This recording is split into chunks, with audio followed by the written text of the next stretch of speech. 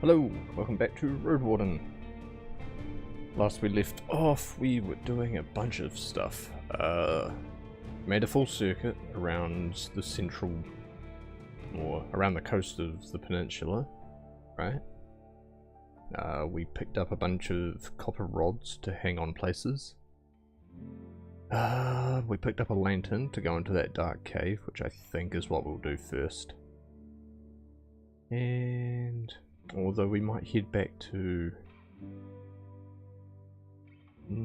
whatchamacallit first. The one with the very boss lady, girl boss, Mia. Well, we will see. A living human, is made of a shell, a pneuma, and a soul.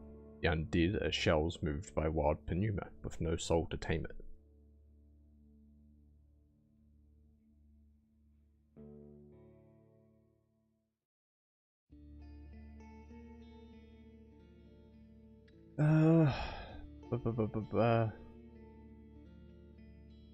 No, that's fine. No, seems like that's it. I need to eat. It is 9 hours before dusk. Okay.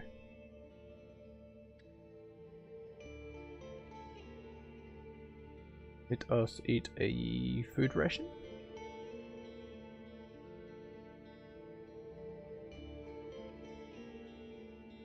Eat a food ration.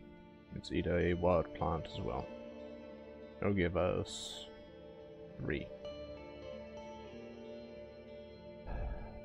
Okay, let's see. So we still need to explore that way. There was somebody to look for over here as well.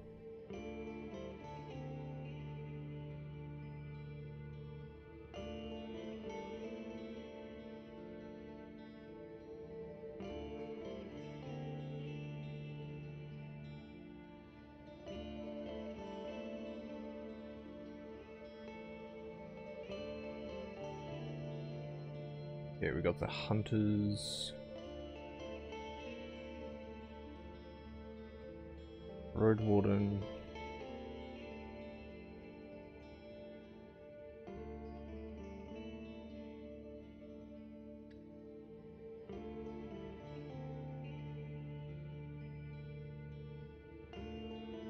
bronze rods. Currently have 3, so only 3 left to find a place for. Closed tunnel, old Pagos. The thing with old Pagos is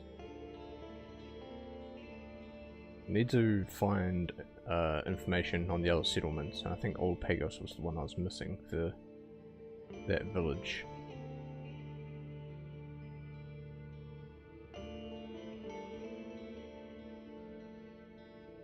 Yes, Thesis wants me to spy for her.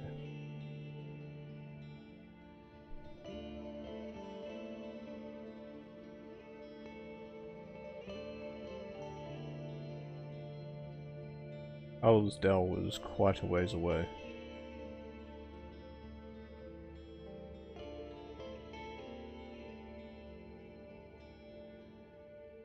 I think if I go to Hellersdale, I'm not going anywhere else today.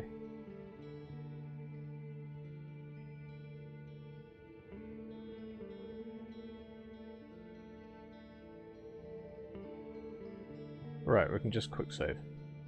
And if that doesn't advance Hellersdale's quest, then we'll just reload.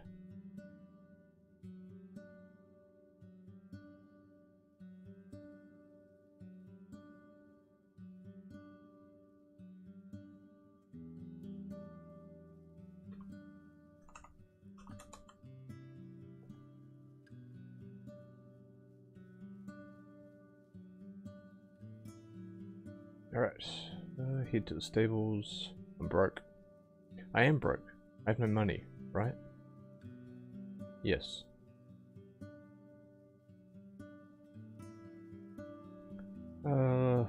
Ask the guard for the mere. I bring sad news from old Pagos. The villagers were stricken by a plague. For a few breaths, she doesn't even blink. So close to us? A plague?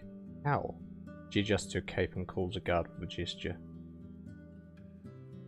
Tell the others to gather by Ape Ale, she tells her, then looks back into your eyes. I'll pass on the news once we're done here. We have closed the gates. Maybe keep strangers away. She starts to tap on her deer buckle. At least we can make some preparations, thanks to you. Good wardening, she says with little conviction. But you should also speak with our druids. They may have more questions for you. The guard returns, and the Mia sends her away again. Warn Elpis. I must speak with Buta soon.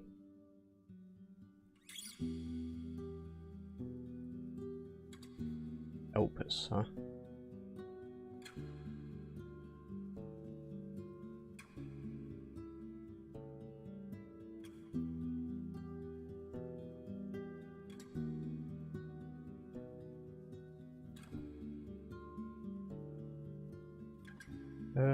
What do you have for sale? I don't have money. But what do you actually have for sale? Nothing. Okay.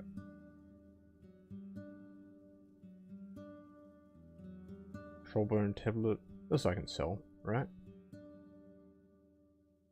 Yeah. Nice work. And you've got a stylus? Make for a nice gift if I change the wax for a green one. Want to leave it here for 3 rings? Deal. What else are you hiding? Forget it. Nothing for now. Leave the square. Go to the druids. This time, the tall druid gives you an encouraging nod, even though he remains on a bench. He's huge. He would do well as a guard at a city alehouse. Walk further south to a spot where the new building is being built. You approach the building site. The stone foundations are finished and the timber frame is jointed together with a set of intriguing cuts, like a large toy. One day, their walls will be whitewashed with limestone and turned into a prestigious shelter, unlike the houses made of logs and boards. The other buildings are surrounded by grass, flowers, and herbs. The turmoil of the village is drowned out by the sound of the creek, but the knocking of a hammer shatters this tranquility. The builders give you curious looks from above the log they're cutting. Walk past them and head to the druids. You are welcomed by 8 elders gathered in a semicircle, watching your steps closely. They're not as large as the workers, and their clothes are far from humble. Instead of head pants or tunics, they wear colourful robes and dresses made of wool. They vary in style, length, and embellishment, separating them from the outfit of monks. You spot belts and cords, sandals and closed shoes. One person is bald, one has silver long hair, enough to cover her back like a cape. Most of the druids are clean and rested, though one is a bit of a sloven with uncombed hair, stained clothes, and dusty feet. Also, unlike priests of Hovlavin, their hands are marked by scars, hard skin, old burns, and missing fingers. Still in silence, a woman with a staff steps forward. I take a closer look at her. Her grey robe is decorated with a brown thread that portrays leaves, tree branches, and birds. She's over 50, but the youngest of them all. Her back is straight, the grey hair only an inch long. She doesn't need a walking stick. Her weapon is smooth, longer than she is tall. Her blue eyes are vigilant and keenly observe your face, as if in search of venom in your nose and lips. Her lips are thin and small, formed into an austere line that shakes slightly, as if she's on the brink of a burst of anger. She says nothing.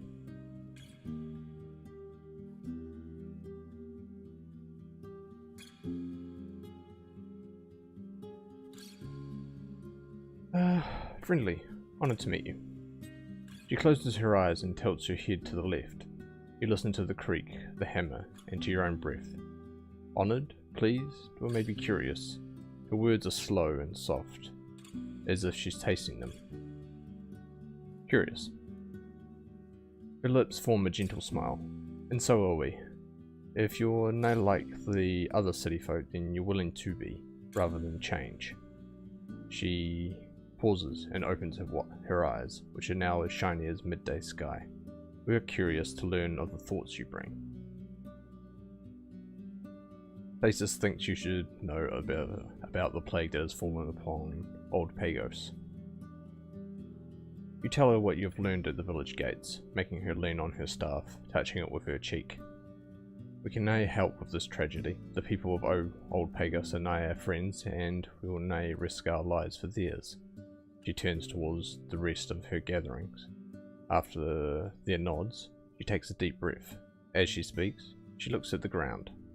Travel south to the great healer who lives in a cave beyond the Beholder, the spirit that guides us through the swamps.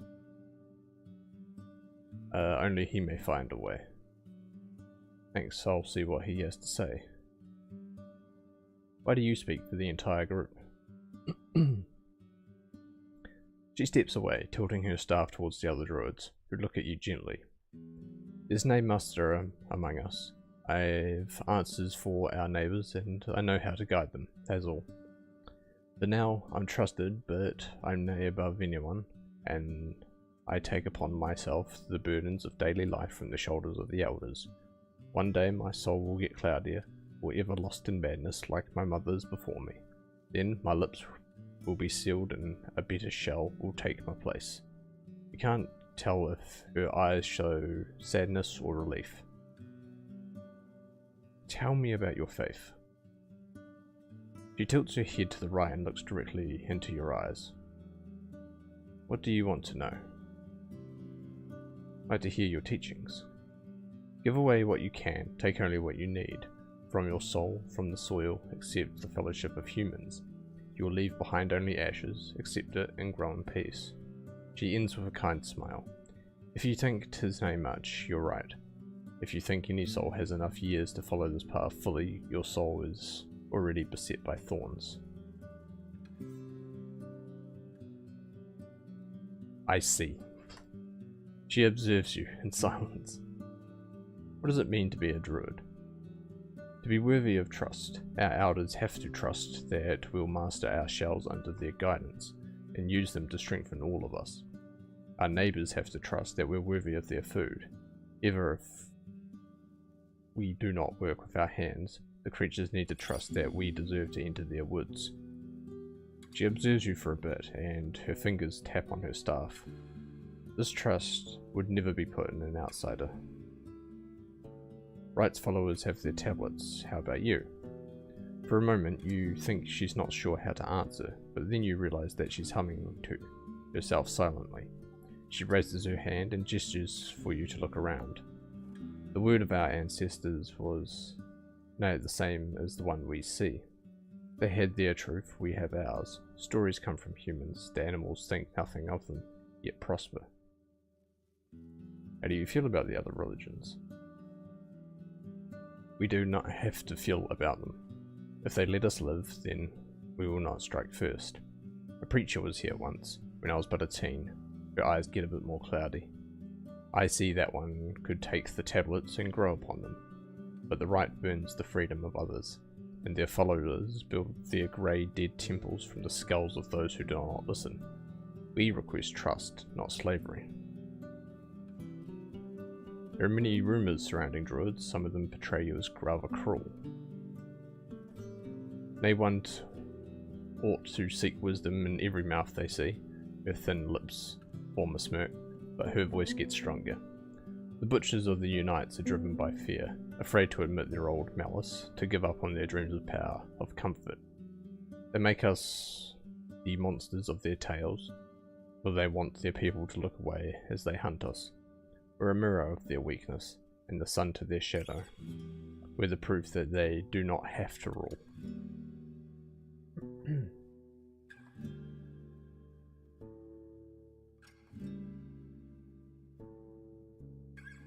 Have you ever met Asterion? Nay, seeing that you wait for a more detailed answer, she taps her fingers on her staff. We had no reason to talk with him. Healer. She raises her head a bit and observes you in silence. You'll not find him here. My soul has its limit. I need to be there when an elder falls down the stairs, when a child gets a fever, when a lumberjack cuts off their arm. We don't need your dragon bones, and I will not put a stranger above my neighbours. Okay? How do you feel about the necromancy? She grabs her staff with both hands. The awoken spit onto the order of things, and on time and nature. When held by human spells, they only grow, waiting for the pneuma of corruption to cover their bones. The will is simple, and will never be forgotten. They will hunt for those we care for, and they will drink their blood. Her face hides any emotion. Her voice is monotonous, but her fingers are getting pale. The curse of necromancy does not enter our gathering. I'm not going to mention that. Goodbye. Okay, we want to head down then to the Elder's Cave. Still don't have a name yet. The family of deer you met some days ago has returned to the pond, this time accompanied by more members of their pack. One buck towers over all the others with antlers as large as your palfrey. Takes a few steps towards you, shaking its head. You better stay where you are. You observe their curious, lazy glances, while the adults quench their thirst. The young ones are playing in the tall grasses, or basking in the middle of the road. Takes a few minutes before the large beast orders the others to head back to the woods. It's bellowing like a falling boulders. Wait a few minutes, patiently.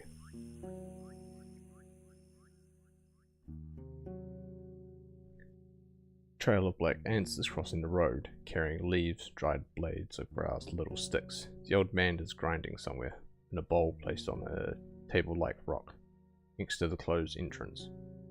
What do you need, travellers? Call them healer? Do not understand the sound of the forest. You're as deaf as these rocks. Okay. I bring news from old Pagos. A terrible plague has fallen upon it. His eyes widen. What did you say? A plague? You tell him everything you've heard about the symptoms. He attentively observes your lips and sometimes asks you to clarify some details, though you usually don't know how to answer him. He finally nods, then turns away and approaches the garden beds, lost in his thought. You wait in silence. He speaks after a short break. There's nothing I can do. His words are trembling. Is there anything I can do? He strokes his beard and examines your equipment. There may be. You can help me cast a spell of great power, and it will take much. You would know, dear, and you would have to give up a grand reward. There's a quest for a hero, not a messenger, and there are no heroes. You may be right. Tell me more and I'll decide what to do later on. Before you finish, he turns away from you and looks at the falling water. Then listen. Help me awaken Beholder, a good totem from the swamp. You've already passed its altar on the crossroads north of here. It needs to be fed, and it only feeds on spirits. The pneuma held in human blood, magic locked in items. Offer them and it will answer your call. But 'tis a hungry being, and it will not be nurtured by a single gift. Who knows how much it wants? He carries on without pausing, as if speaking from memory.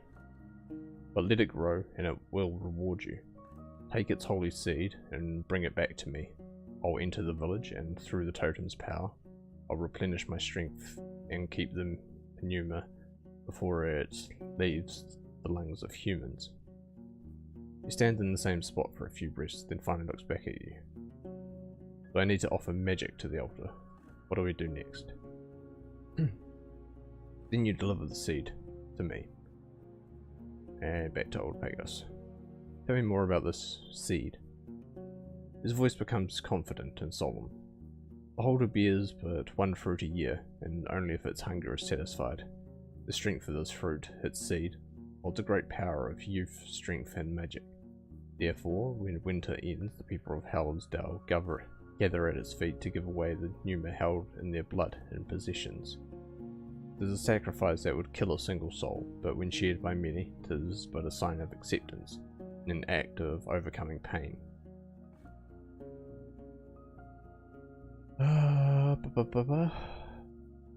Looks like you're trying to push me into dark magic. It's just for you to stop. None of us would accept the sacrifice of a human life. To grow, Beholder needs not our souls, but rather any pneumo it can find. Your judgment is needed here. Maybe the druids can help. He puts his hand on his side and looks at the clouds above him.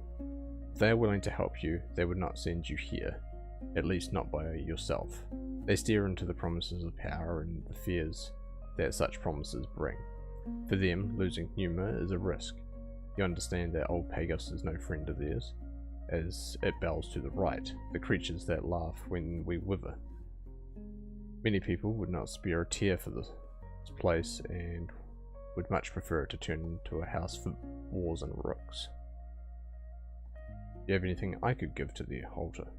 I have no reason to believe your words. If you help these people, I'll admit I was wrong, but I'll give you nothing. Fine. Why don't you wear robes like the ones the druids? Hells, whatever. I wear what I need, and therefore what is needed of me. He speaks with pride. My ancestors knew such paths lead to freedom. Nay, empty gestures, but honesty, gratitude, and tranquility. Looks towards the north. Those left in the village are putting their hands into matters that fit the empty-hearted. Their petty clothes are but a costume, and no better than a dress of a merchant or a pretty rock thrown in the lake.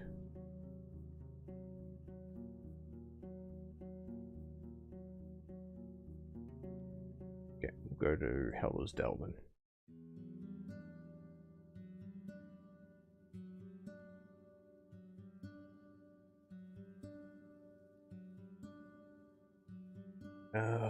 Does the mayor have anything to say?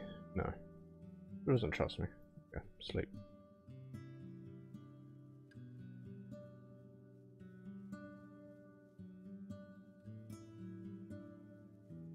Feel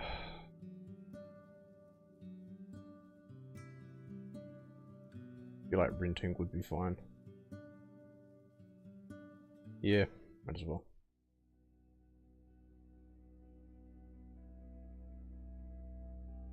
The shivers wake you up. You open the window and see the dense fog covering Howler's Creek, spreading like milk throughout the entire village. You hear an amused quarrel coming from the main square, and spot the dancing lights of torches and lanterns, yet the village remains calm and asleep. Fog tends to get more common in the late summer, but the tribes of the Dragonwoods often see them as a bad sign. The wild spirits they carry are believed to impact both the visible and invisible, and not in ways that help humankind. I sigh. If there are any undead in these woods, the fog will strengthen them.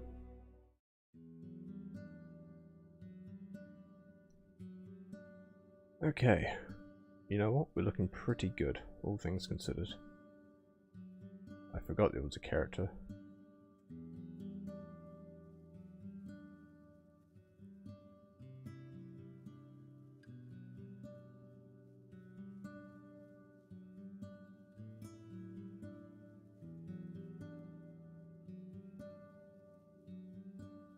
Okay, leave. Time to travel. Now then, do we give the guy at the gate the rations? Actually, we're probably good to tell him that his place is sick. Do you know Eudocia, the enchantress? I was wondering if you could place this in your tower for her. You unpack and show him the rod. Lighter than it looks, he says quietly. And I know Eudocia. She always does aught weird. She was a quiet kid, but a smart one. Never tried to steal my milk. He hands it back to you and puts it on an unpleasant smirk. But I'm not doing it for free. Let me guess. 6 rations. Some tasty ones. My people won't be happy that I'm doing favours for a dissenter. I don't mean you. He clears his throat after seeing your look. Better get strong before I start making excuses, no?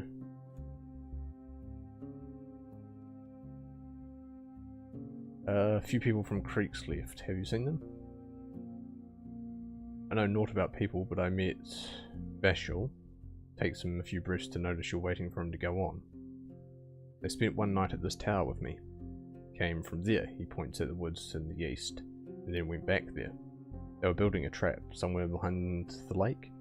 They shared a partridge with me, but it never came here again. Good soul, very open-eyed. That's the last of my rations. I am full, currently. Alright. I'm not coming back here. Or I don't want to come back here. So save. And I need magic items, which hopefully you here can help me with.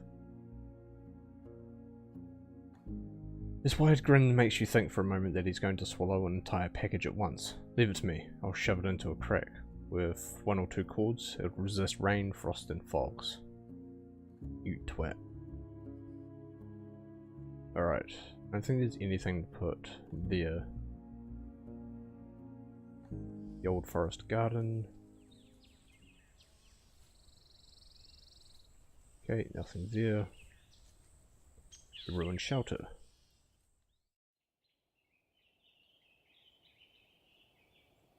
Through the open gate you spot 2 brown rats observing you from behind the mushroom. They flee from your gaze as the tall grasses. Into the tall grasses.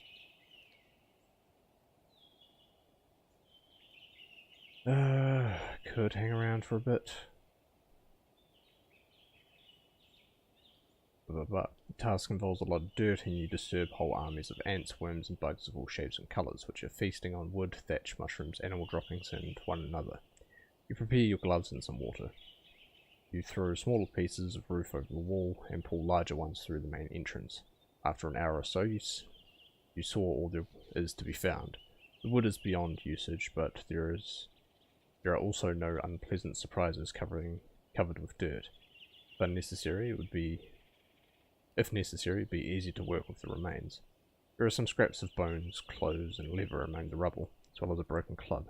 But the only thing of value found are 2 dragon bones dropped by someone under the wall. Okay, that's actually fine. The money's good.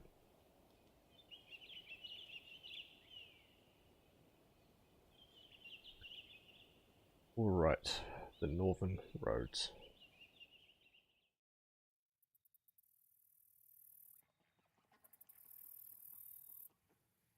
Even the loud crickets can't hide the loud splash of a creature that's just jumped into the lake. Howlers are spread on the branches, but as you get closer, they flee through the tall grasses. Only a few stay nearby, observing you with a mixture of curiosity and caution. Okay, I don't have a fish trap. It's fine. Get over to Foggy Lake.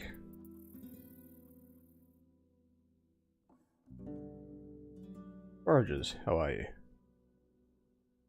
2 more days before they start the hunt. Okay. Tavern. I bring news from old Pagos. They're not good. Listening to your tale, she rubs her forehead. Well, not what I was hoping to hear, love, but I'm glad you went there. Better warn the other settlements. Folks should know before they send their own messengers. It's going to be a rough few seasons for all of us. She pulls out a dragon bone from her pocket and tosses it in your direction. Here, good job. She steps towards the ajar door and looks at the lake.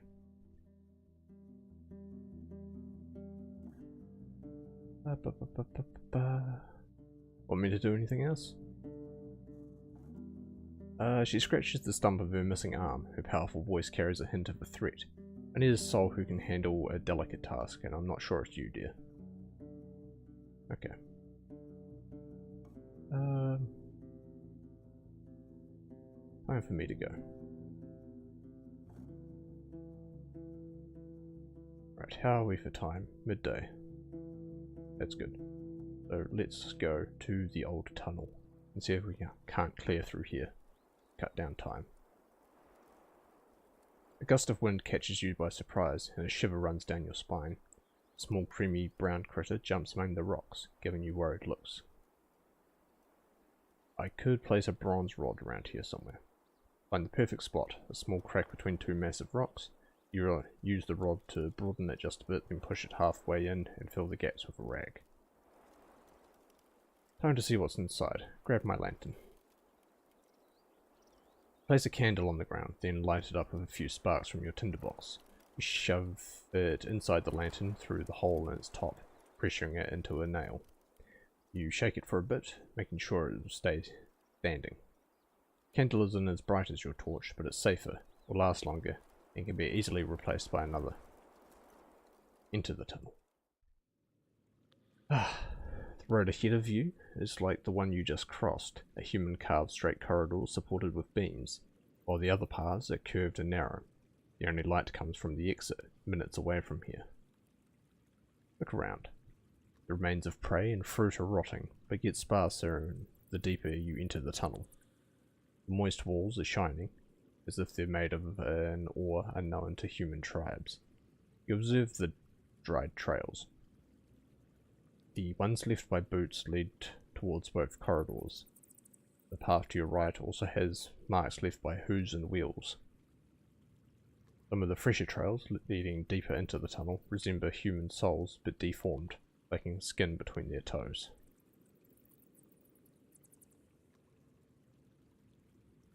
Lacking skin. So undead. Okay. So let's go right. The corridor is unlike the others, taller and more rounded, with claw marks on the walls.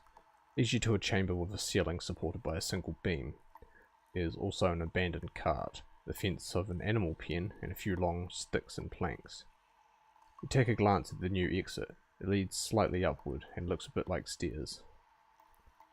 Search the room. Find no caches or boxes, and the cart is empty.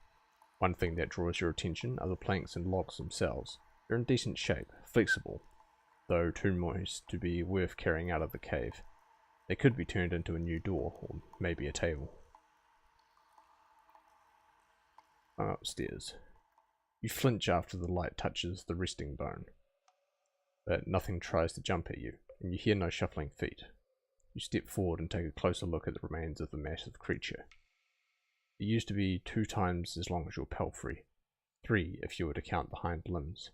It resembles a bear, but its skull has no sharp teeth and is of a different shape. Take a closer look at the skeleton. The ribs of the creature are as long as your own trunk. Though the age makes them brittle, you observe the long legs, horse-like head and massive stomach. You can't tell if you've ever seen such a beast alive, but surely not its trophies. A part that's uniquely sharp are the creature's claws. It could pierce 2 sides of your skull at once. As curved as a war pick and as heavy as an axe. And the marks on the walls perfectly match them. While impressive, they're too old and awkward to be turned into tools. Okay, leave that chamber. Okay, let's go left. The air in the chamber is humid. The straw beds are covered with mould and saggings. The sagging racks are bending under their own weight. The animal pelts on the floor release a terrible stench. Search the room carefully. Using an old walking stick, you push the furs and mattresses aside. You spare your gloves from touching the sticky odds and ends by wrapping them with a cloth. You only find one thing about you, hidden in a rear dry ball pushed to the side of a shelf. A tiny ring made of bone. Not a coin, but a piece of jewellery, still elegant with its distinguished carving of a fish on its top and scales on its side. Okay, leave the chamber. Quick save. Move forward.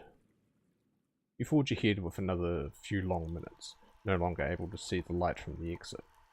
You'll need to stand on someone's shoulder to touch the ceiling. So far, you could ride through the tunnel without getting out of the saddle. The sound of a stream is reaching you from ahead. This time, there are no side paths. Examine the tunnel.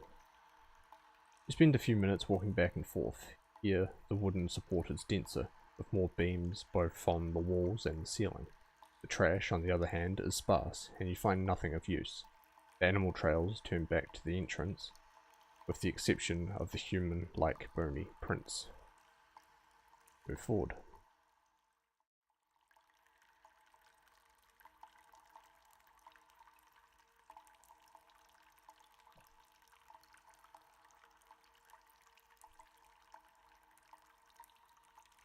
Alright.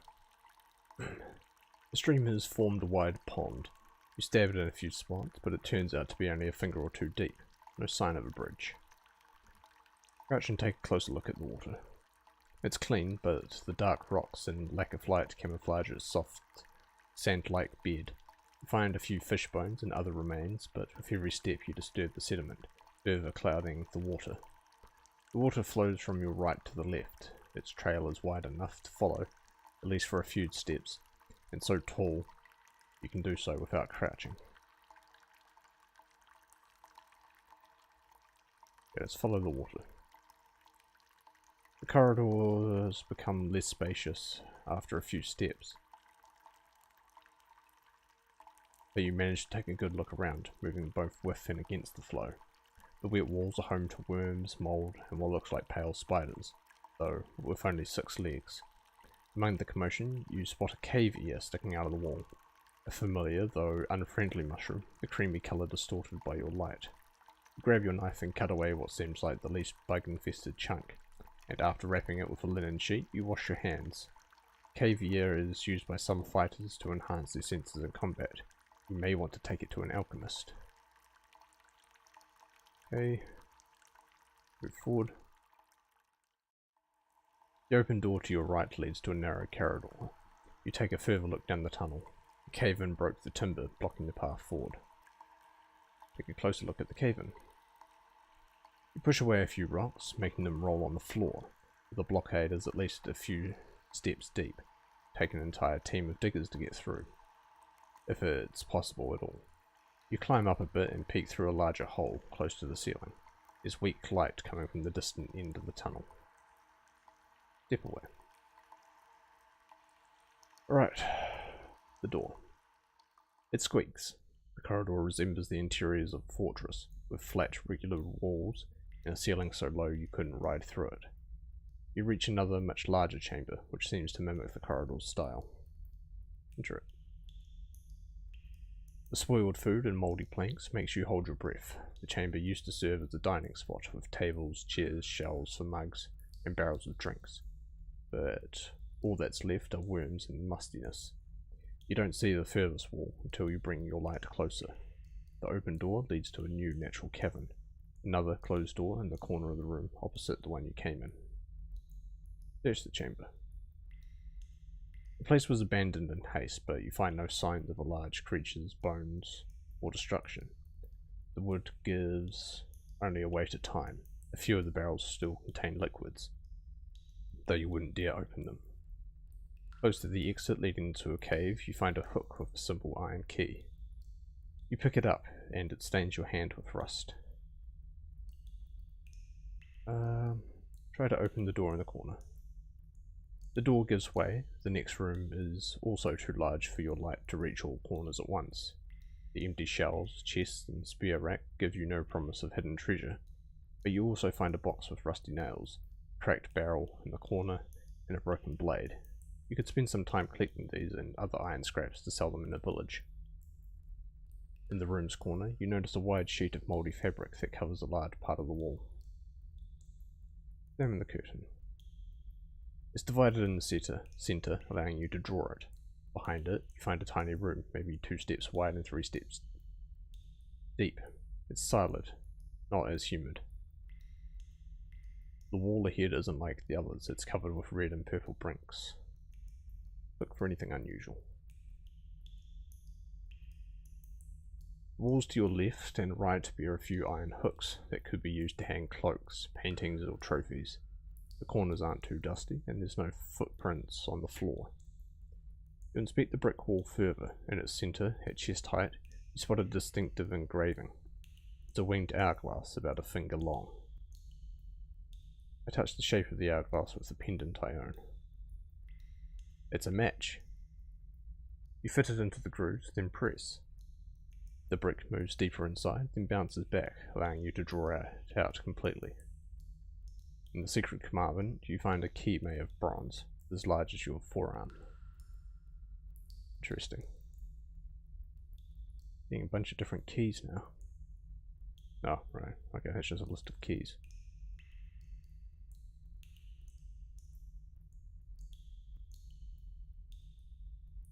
Leave the room.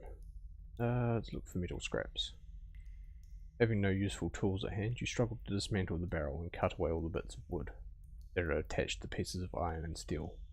After a long while, you prepare a decent clanging sack. For now, you move it to the dining chamber and leave it by the exit. Leave the room.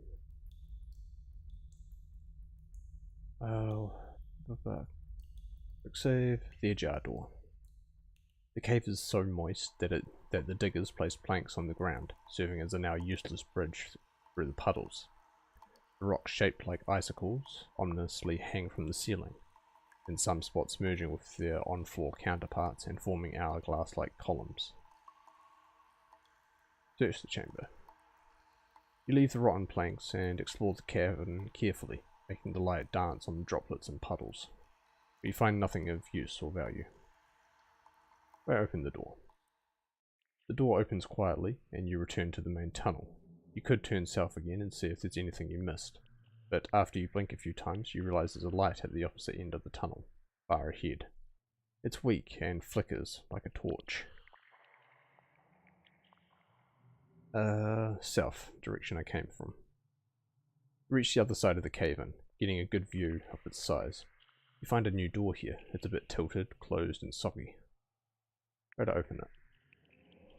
A small iron padlock won't budge. The key I found. After a bit of wiggling, the padlock gives in. The door lets out a quiet side, and you enter a humble cave that's been turned into a storeroom. Your light reveals crates, a pile of timber, and a stack of rocks, and another of bricks. Let's search the chamber. Move the building materials aside, taking note of the somewhat dry timber. But the first thing of use you find are the tools stored in one of the crates. Crude axes, hammers, chisels, pickaxes, and digging bars are all old and made of rocks, antlers, and bones. Though they're worthless, you move a few of them closer to the tunnel. If necessary, you'll know where to find them. Okay, back to the crossroad.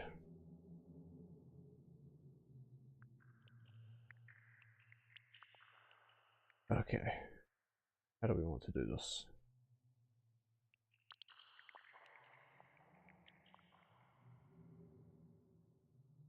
Do we try to hide our own light, or move closer to the light?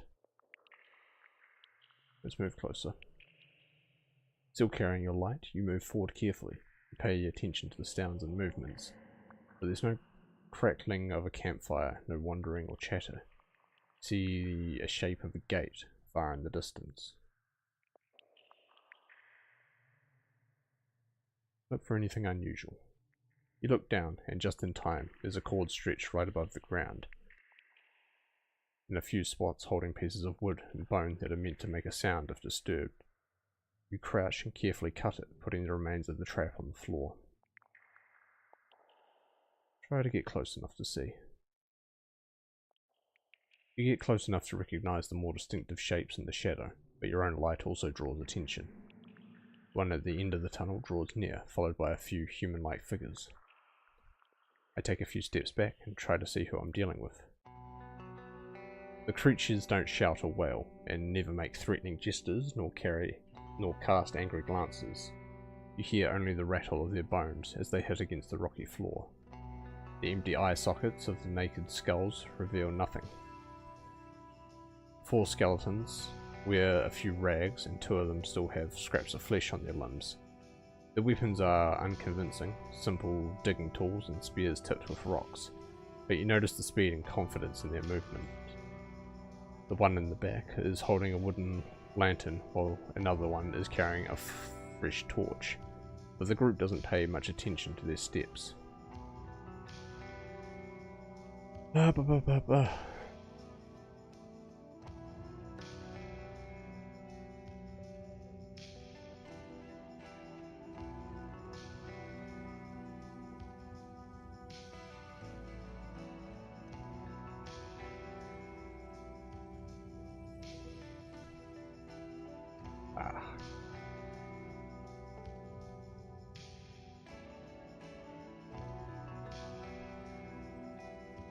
Let's see.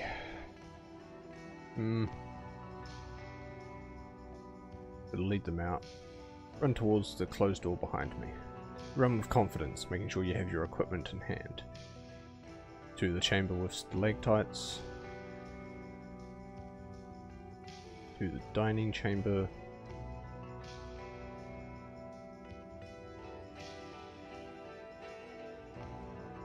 Give the door a look behind you, there's no way to lock it. Leave the chamber. Lead the undead to the short corridor. The door has no lock, you can't keep them away, but they have to enter one at a time. Let's use this opportunity to strike the closest one, then move back. You manage to surprise it with your fierce attack, cutting off its arm with a confident thrust, then step away, unable to swing your blade in such a limited space. While the undead leans away for a few moments, it doesn't take long for it to straighten up again. Keep running.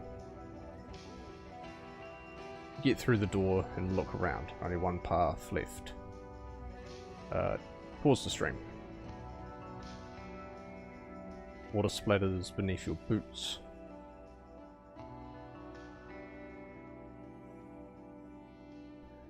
If they have to come through the water, then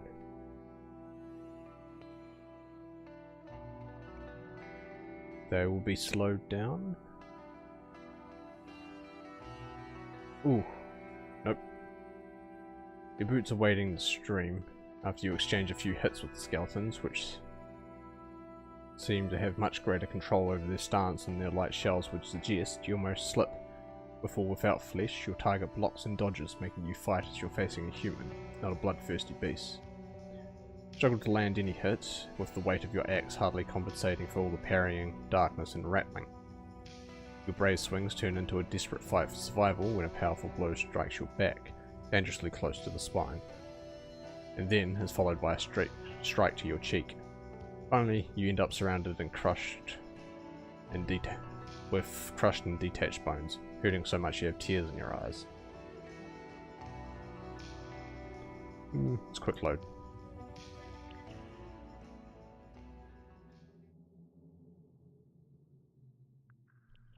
Okay, let's try this encounter again.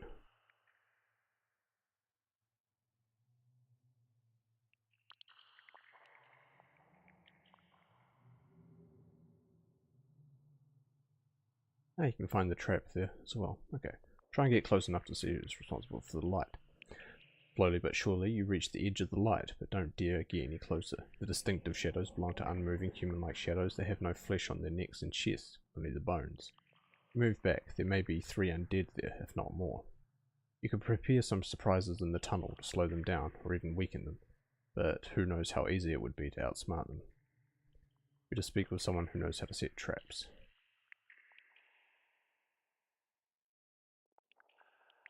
Let's go back to Sodal. To the crossroads. Instead of putting a trap here. Lack the knowledge to build complex traps. Okay.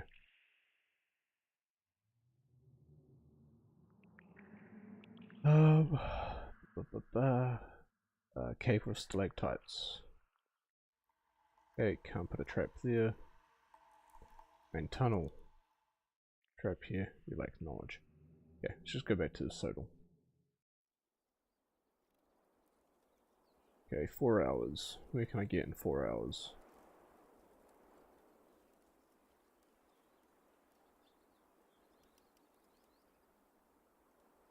Yeah, okay, let's get to Gale Rocks then. And we can head down to the inn, or whatever, I guess. The workers are now resting, preparing themselves for the arrival of fishers, while the younger locals still have to move wares and tools between the buildings. Wherever there's a table or a bench, there are people feasting on roasted fish and fresh fruits, and the smell of herbs burn your nostrils. The youngsters are focused on their play, overseen by the elders, but even they seem to have little energy left. The laziness covers everyone like a fresh blanket. Locals avoid your eyes, yet you could swear you're watched wherever you go. While the vast majority of the locals see this place as their home, and even indebted to their families and neighbours for looking after them, Paulus seeks a different path. He isn't even 20, but trained to work on the beach. His strong, slim, and a bit loud. He can even hunt fish, if that's the only work left, he admits when he asks about his plans for the future.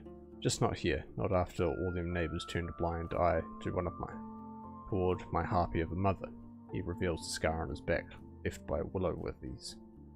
You mention religion, and he shrugs without a second thought. I can do whatever, barring wicked spells. Make sure he means necromancy and blood magic. Right, all I want is a companion for the mornings and evenings, a woman with a kind soul, and good winds allow us to be the mother of our children. I'm ready to work for them till I faint. He flexes his muscles. I'd like to gauge my arm for that. Marina is a few years older, but much shorter. Pale and with dark circles under her eyes. While she hopes to find a wife or a husband, she won't leave the village. I have a 6-year-old. His father went into the fogs on a foraging trip. I'd love to have more kids, but my forebears have been living in this village for longer than anyone can tell, and I would rather not make our blood too thick. You ask about what sort of traits she's looking for. Someone kind, loyal, serious, and diligent, no matter if they're a water carrier or an artisan. My own back is weak, it suffers from standing for long hours. I help with fish smoking, cleaning, foraging, whatever there is to do. When asked about her convictions, she looks at you as if the question is beyond absurd. Won't lie with a lad or lass that's a stranger to the right's teachings. Okay, what am I actually supposed to do for that? Matchmaking.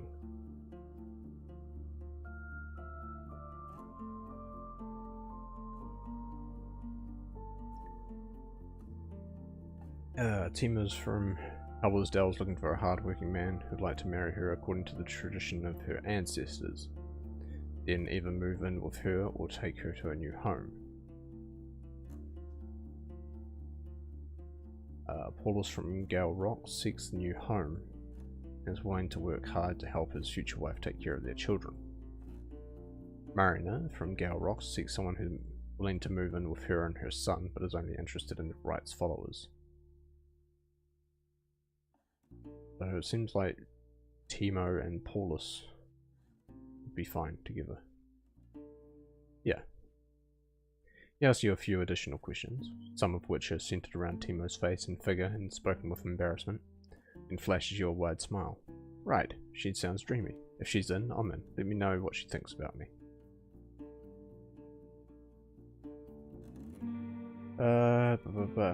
Gatekeeper. The guard you met with when you first arrived at the village is leaning against the wall, observing both gates and your mount. When Sodal snorts, the gatekeeper reaches for his axe. He sighs when he notices your gauge. There's undead in the tunnel south from here. Right, they almost got my wife, they did, when she tried to check out the locked passage. We stay away from there, but talk to our digger. She's there, with her toys.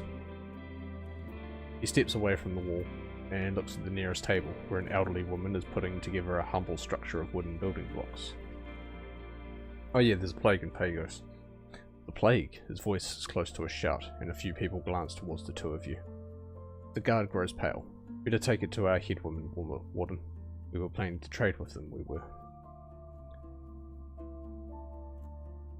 Headwoman.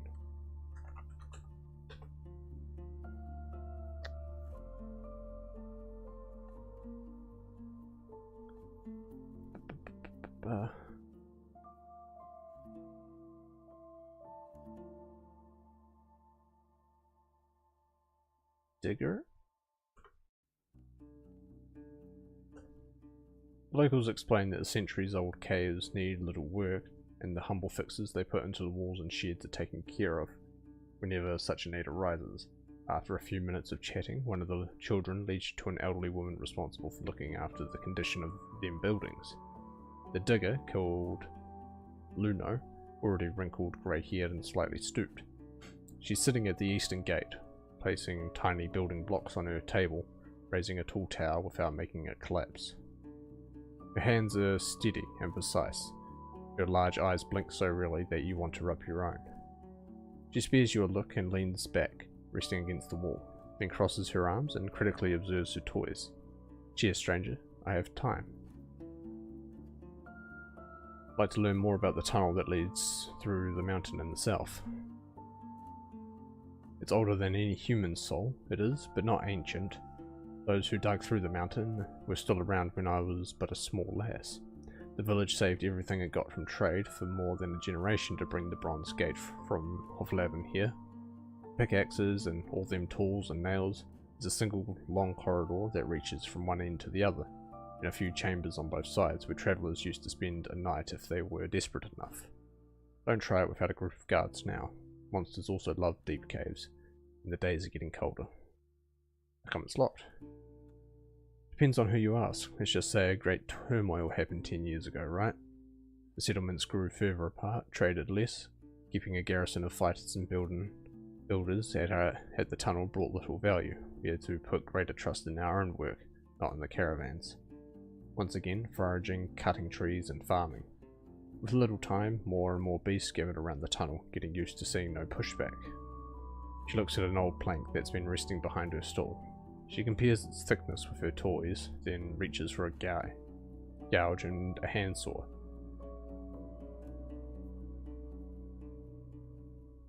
It was 3 years back when a few traders of ours went missing. Our searching group found the gate, locked from the inside. They tried to check it, but left the place when they saw moving shells, dead and fleshless. We decided to clean it someday, in the future, maybe hire a group of strangers to take the risk upon themselves. She glances at you, but so far none have reached the village. So you look after the construction works. That's pretty much it, right? She glances at the red wooden blocks. Every few springs or summers I gather a crew to build something new, or rather replace an old hovel with something fresh. Most of the days I just make sure that roofs don't cave in on our heads, and that the cribbing in the caves ain't too moist. Then the coopers help me, or a bunch of fishers. She gives you your axe a long look, then reaches for her much smaller hatchet and shaves one of her toys slightly, narrowing it. For centuries there's been merely one digger at a time, and this custom serves us well, it does. A digger is an unusual name for your trade. And what would be a usual name in the city? A builder? After your shrug, Luno grabs one of the wooden blocks like a dagger. Our forebears used to dig in rocks, widening the caves, and it was a name with great honour behind it. When I look around, she does so too, as if to prove her point. It reminds me that our long path, from hiding to thriving and on the surface, you can't bear her smile.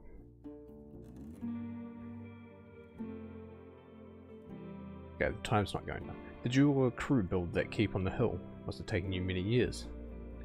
She looks in the direction. The whitewashed walls make it look brighter than many clouds. We started when I was only a teen, still learning from the previous digger. Her voice is full of pride. There used to be a humble watchtower there, with tents around it. Now we all stay locked inside thick walls, but also shoot arrows from the wall, roof and windows. You ask her if the keep has ever been used by the locals in combat, and she suddenly grows disheartened. You would be surprised, you would. There are tales of dragons, pirates and bandits, but all of those happened before the war. Those lands were different, though I can't exactly say how. And with urchins, do you have enough building materials? Better ask the coopers, they struggle with timber. The good thing about digging in hills is that we always have enough stone. Our rocks are crude, but we don't need to sculpt, just pile them on. She turns a few building blocks into a small wall. Looking for someone else. Here we are, no capital. A head woman is in the keep, says the young basket weaver, with legs too short and thin for her to stand on. But she's not very patient with strangers. She's not, or with loud neighbours. You thank her with a nod and head to the hill on the western bank, walking past the big kitchen. The steep path leads through an open, unguarded gate. As you look around the yard, you notice a few pigeons running around, keenly observed by a pet griffin tied to a wooden beam.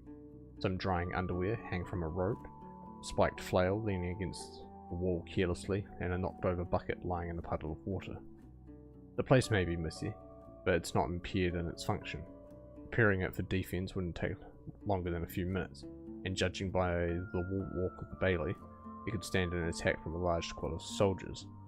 The current state of the place makes you think of Hovleven, whose stronghold yards and temple walls are often surrounded by small peddlers, a few of which are even allowed to set up their stalls, as long as they don't hinder anyone else's tasks. They are allowed to pursue the scarce scraps of open space. There's my water.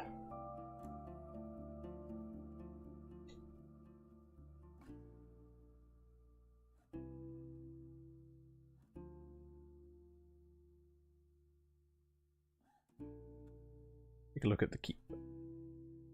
The bright walls stand out from the other structures in the village, and as far as you can tell, the current layer of whitewash is still fresh. Must be at least 3 floors inside, enough space to contain more than 100 people, though without much space between them. There are arrow slits in the walls, and the roof is surrounded by a fence-like barrier, a perfect spot for a bowl of throwers and archers. The large entrance door is ajar, with a wrinkled man sitting on a pillow placed on the stairs.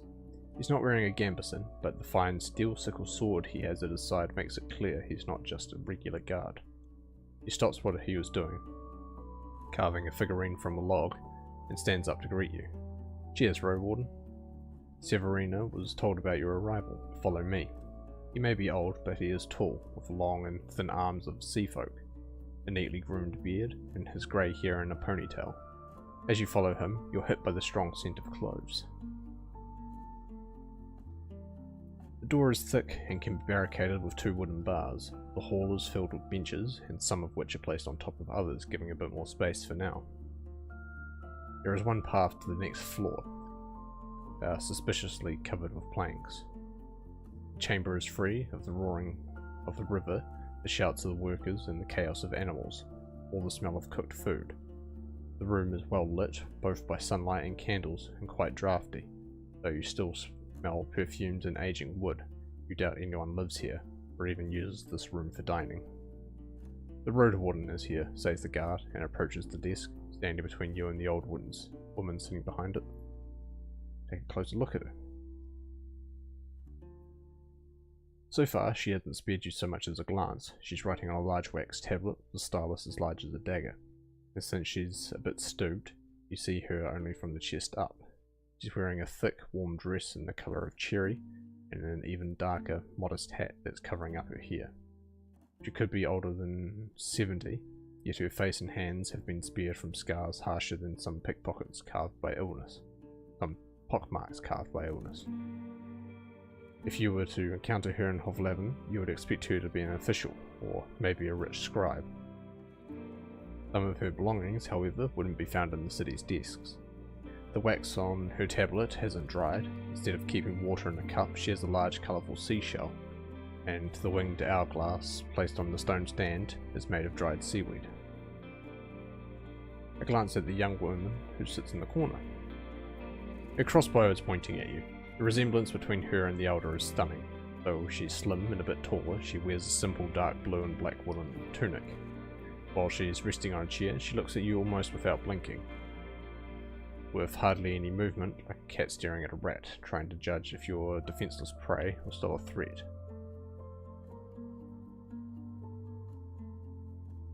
Okay, time is passing.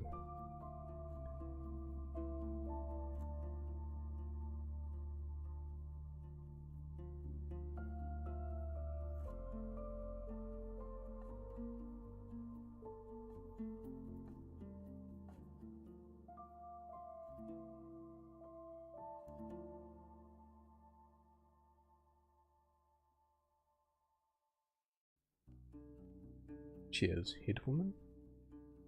Wonder why I get 2 greetings for this. Oh, let's go with that. She raises her violet eyes slowly and looks at you kindly, putting away her stylus. Cheers, Roadwarden. She speaks with a hint of amusement, but it only lasts so long as those 2 words. I expect there's something only I can help you with. After a short pause, she clasps her hand on the desk. Let's hear it. Her accent is not as thick as among the younger villagers, keeping a shadow of the years when the guild had tighter ties with the peninsula. but since she has no teeth, you have to think for a moment before you recognize some of her words. There's a plague, an old Pagos. She looks at the perfumed man, who's standing with an open mouth. You glance at the crossbow woman, who has lowered her weapon. The head woman, still without a word, leans forward and rests her forehead on the back of her hand. Her guard tries to speak, but she looks at him with sorrow. Let me think, she states. And after less than a minute, she tells him to gather the council once your meeting is over. Say nothing. She glances at the exit. Have you had any issues with the bandits? She looks at her guard, then around her. Have you noticed where we are? We're safe enough to fight a dragon. And if there are any bandits in our woods, they eat nothing, barring timbers and worms. Whenever we trade, we send groups of 10, 20 souls strong, enough to push away a few footpads. Alright, necromancers. You almost jump away when the crossbow woman shifts her position, but she turns out to just be uncomfortable with the way she's sitting. Severina smirks, but as she starts to speak, her voice grows worried. What happens in White Marshes is a sign of cowardice and weakness. I've seen my share of harsh years, and I sympathize. I do. With tribes that had to feed their people with tree bark, or a decade which mother will eat enough to feed infants. But all them walking corpses will get out of the charms and murder their masters, like they always do. And instead of hunger or cold, they'll face the end of their souls. All we can do is keep ourselves safe.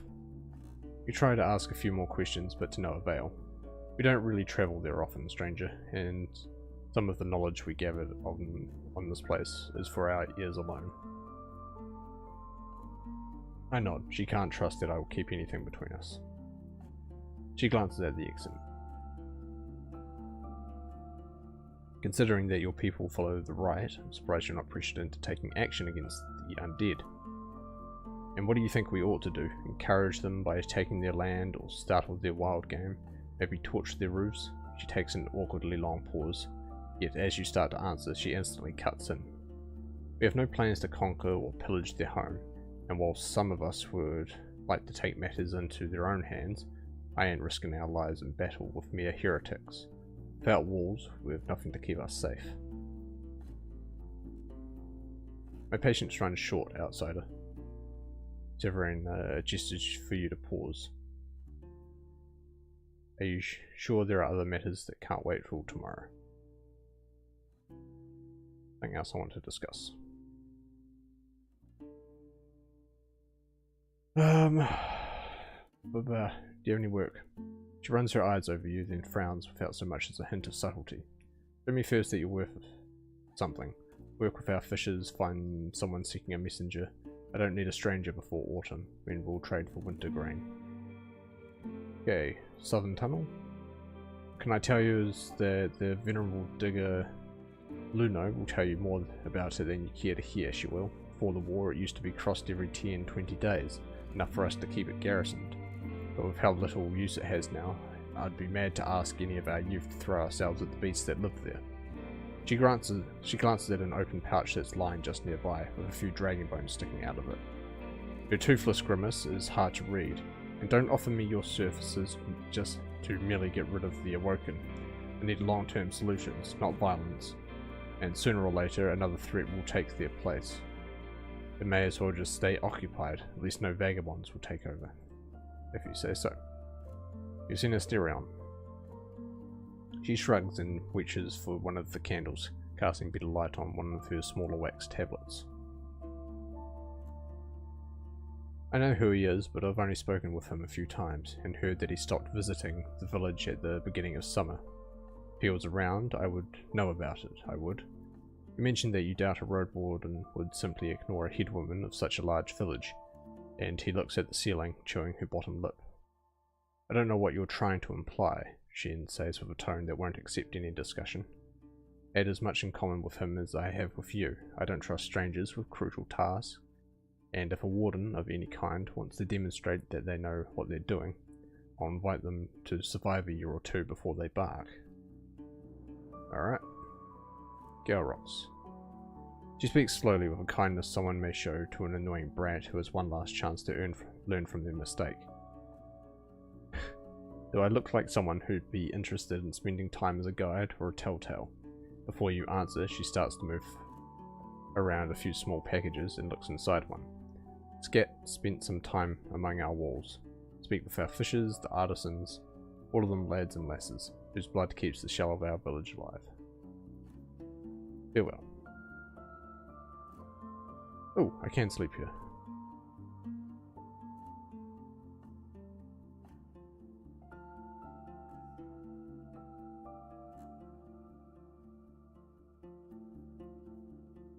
Following the instructions, you reach a building with an entrance from the garden side. You step through the door and leading to the mouth of the cave and call the person you were told to speak with. Fulvia, the roomkeeper. She comes to you from the half-dark corridor. She fits the description you heard, slightly round, partially because of the tunic and heavy pants hidden beneath the dark green robe. She looks like an eccentric city priest. What with the massive hourglass made of beautifully polished driftwood she wears on her kerchief covering both her neck and hair. One feature that hasn't been mentioned by the locals are her eyes, grey, asymmetrical, partially closed and unfocused. Once she gets closer, she turns her head, gazing into the rock and pointing her left ear at you. Her steps are confident and her hands keep touching the walls on both sides. She's old, wrinkled and paled, but her voice remains strong. Your first instinct is to nod, only then realizing that it won't really help you much. She repeats. You smell of horse. Room? Yes. Right. She simply walks down the corridor, between a few humble chambers, some of which are inhabited by sleeping souls. After a few steps, the light coming from the entrance helps you no more. You follow the sound of boots and the smell of rosemary perfume. Then suddenly you hear a rock hitting something made of metal. The lit candle makes you sigh with relief. What colour? Quiet moment. Then she tries again. The horse coat. I actually don't know. Do we know about Sodors? I don't remember. We'll go with Bay. She lets out a sigh. The beast of emperors must be a beauty. The room is far from comforting. The ceiling is only a head above you. The walls are rounded and bare of any decorations, and the only chest looks like a crude crate. At least the dried grasses covering the sleeping pallet are bug-free and smell of freshness. You don't have to share it, she says with amusement. How much? She chuckles, still turned to you with her profile. Don't worry, you won't be cold, and we won't let anything mould in here. I have a nose for it, she demonstrates with a loud sniff. You can work for the village for merely a few hours in the morning, move some weights around, or you can pay me in 2 coins. Won't take less, for I need none at all. I'll just throw it into Severina's chest in a few days. Okay, leave the cave. Shouted commands of overseers make you look around anxiously. Okay, let's see.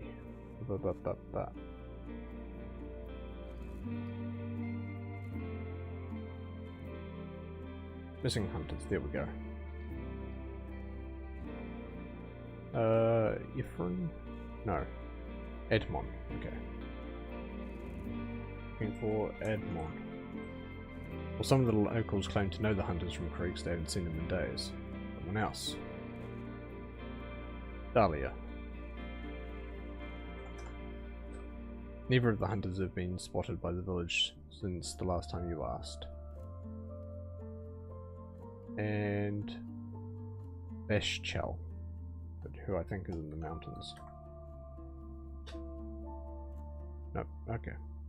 Like there was somebody else I was looking for around here.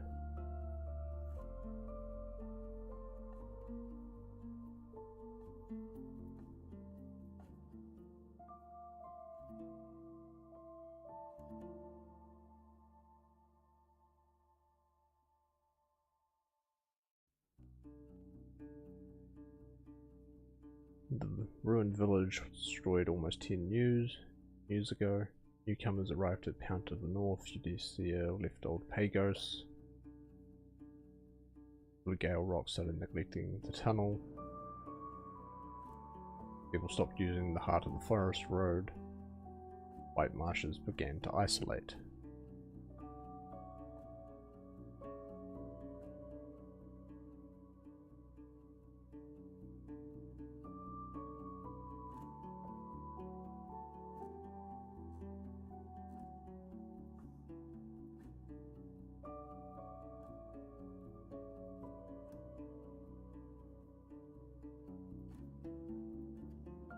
Tree eats magic, which can also be found in human blood.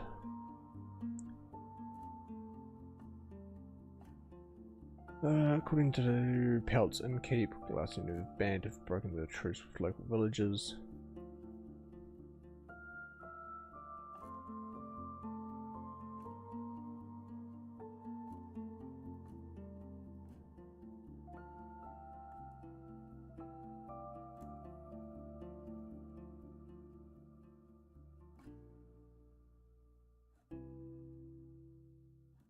Okay, I need to go back to the innkeeper for that. Need 5 food rations for him.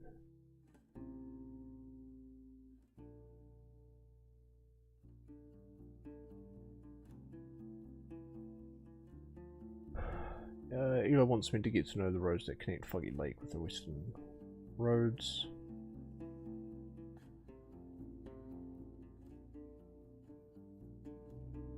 Okay. That's another settlement nearby as I make my rounds. Closed tunnel, I need someone to make traps. Place 7, I have 1 left, that's pretty decent.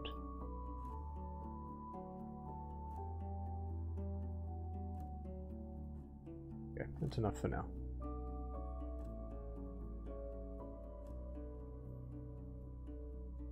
Okay, sleeping at a house.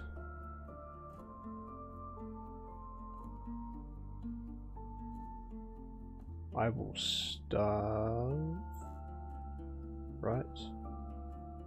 I need food.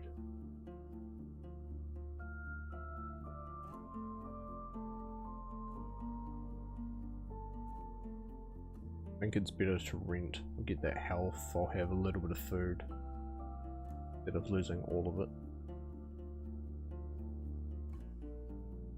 Half a day of your labour, yeah. We'll rent and we'll explore the rest of that road up to the north. After Fulvia blows out the candles, without considering if you're ready for it, you're in complete darkness, and you only now realise how quiet this room is. Thick walls block the humming of winds, birds and the river. The keeper heads to her own room, and you occasionally hear the whispers of snores of other dwellers.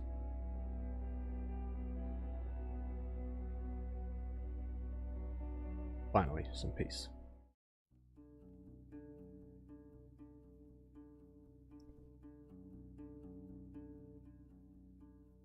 You're surrounded by darkness. You quickly gather your things and leave the room without a word from the keeper, who's sitting outside next to the open door.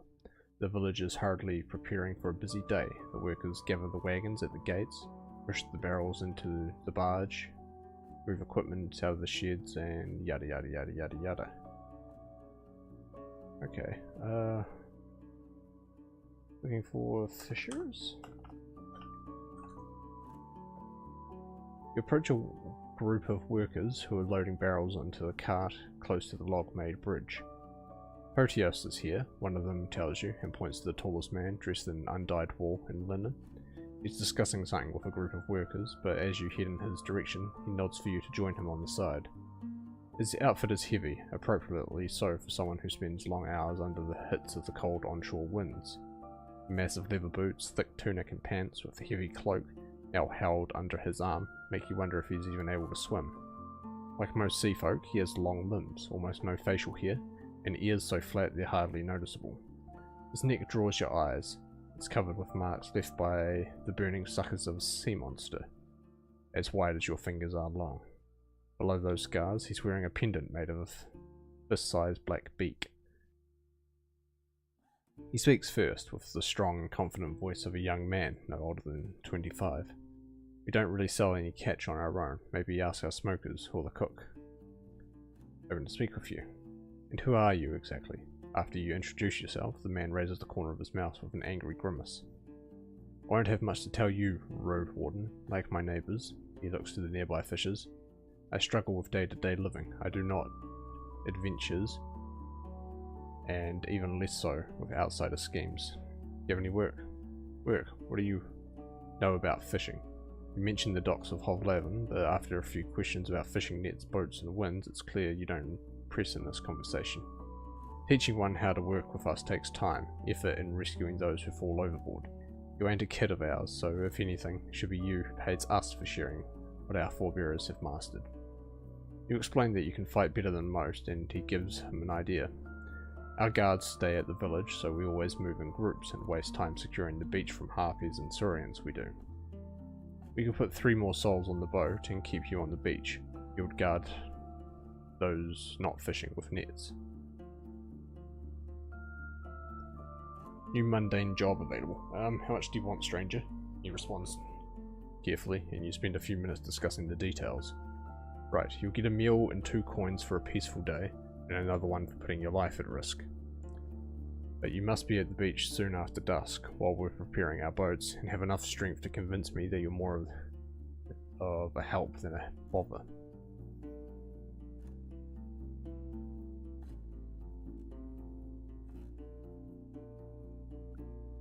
Okay. So it's for 2 or 3 coins, and I get fed. This will take an entire day.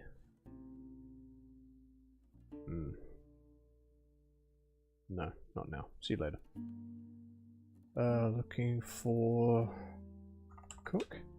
You head to the building that releases not only smoke but also the smell of roasting meat and spices. In front of it you find a sweating, wrinkled woman with a shaved head and simple ragtag band on her hips, and another one restricting her breasts tightly. Nice. As if any movement outside of her control would be too much of a risk to take. She doesn't even spare your glance. Too busy with mixing ingredients in bowls and cutting up vegetables on wooden boards. Her eyes are focused, but whenever she tilts her head high enough for you to see her face, you spot her subtle yet challenging smile. Inside the building you find another few people, most of them elders, as well as a large fireplace that's smoking a few dozen hanging fish. When one of the cooks, currently scaling a fresh fish, notices you, he lowers his head with a bored voice, addresses the woman. "Horsear, you have an outsider, you do." The woman turns towards you in the blink of an eye, standing on spread legs, as if her shell can't spare you more than a single flinch. Didn't notice you there, stranger. You hungry? She reaches for a bowl, but stops suddenly. Right, we serve more than 100 stomachs, we do. So give me a better reason. Such as? Everyone works for their share. Join them. She points at the people inside the hollowed cave, but after a few moments, she shakes her head left and right and gets back to her work. Or pay me a dragon, I guess. It'll land in the keep's chest. You cook for the entire village? She grins towards you. Right, safer than fishing, and, you know, she squeezes her revealed stomach, which is unusually flat. Notice how muscular her arm is. I move a lot, so I can eat a lot. She lets out a chuckle, then moves a large basket of freshly cleaned apples inside the building. I have only a few years before my back gives up, but I've done enough to deserve my slower days. How much? 3 bunches of wild plants for a food ration.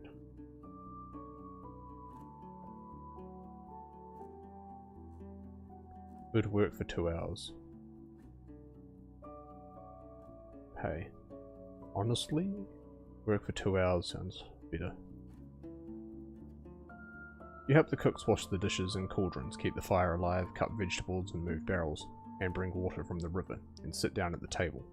You're served a few salad leaves, each wrapped around different fish, a salted one, a smoked one, and a baked one.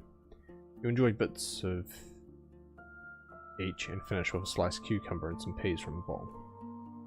Alright. Now we can head on safely.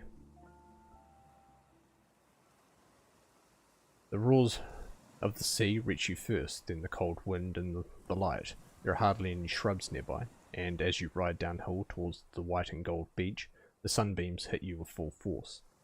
The sea here is not like the one from Hovlavin's port, the harbour and waters most people see during Their busy days are full of life: ships, warehouses, traders, dockers, and, of course, there's Sickle, the barrier island that provides the city with its lagoon, but also serves as home to dozens of species of birds, monkeys, and rodents.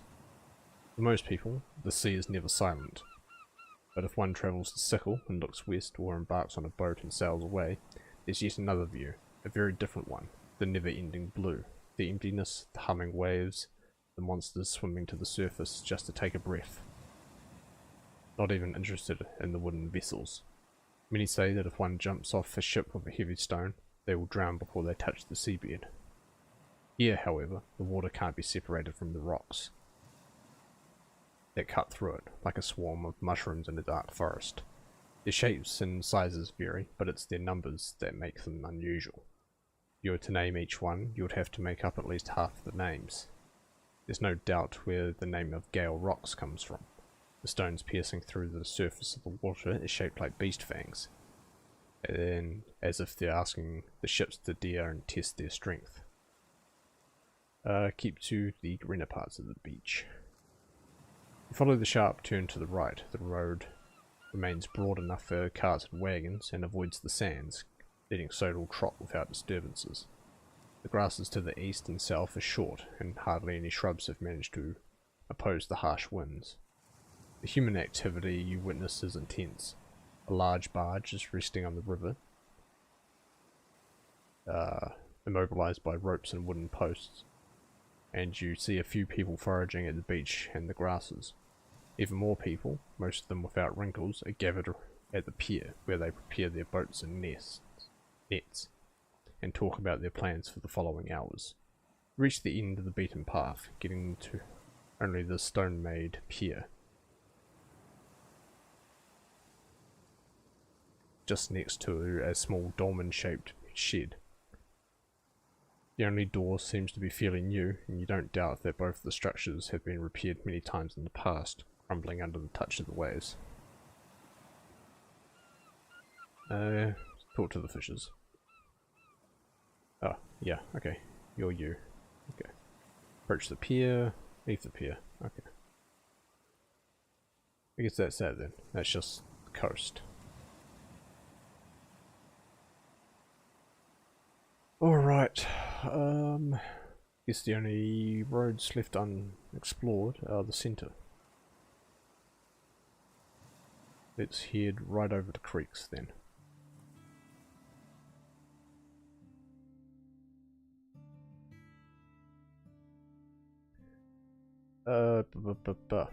Hey, there's a plague. He freezes, put away his tools, and then looks at you with wide eyes. Wait for a bit, will you?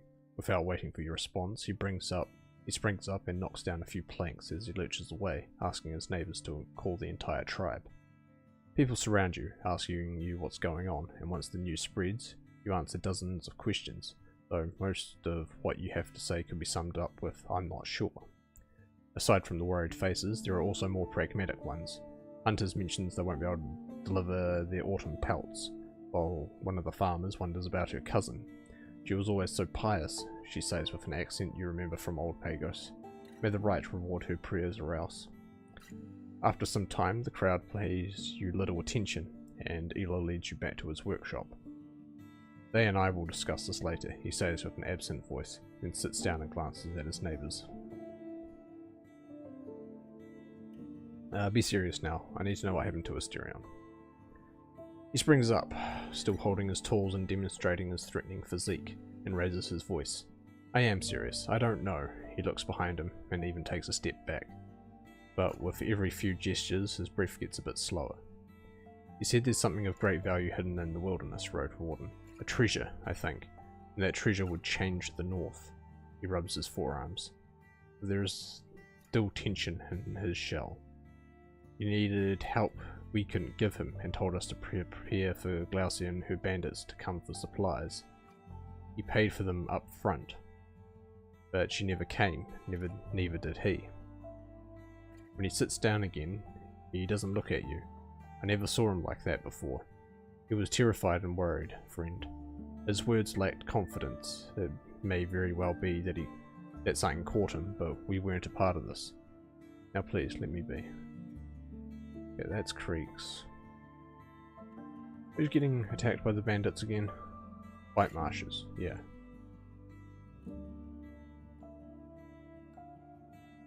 Very well. Any locals here? After a few minutes, you find yourself sitting at a table with Shoshi, a dark-haired 20-year-old who some call a woodcutter, others a singer. In both of these roles, her massive stature must be of help. When she walks, she either carries a large axe on her shoulders or swings it around, towering over her tribesfolk like a chieftain from Tales of War. She admits she enjoys a friendly shag from time to time, but can't see a future for her in creeks.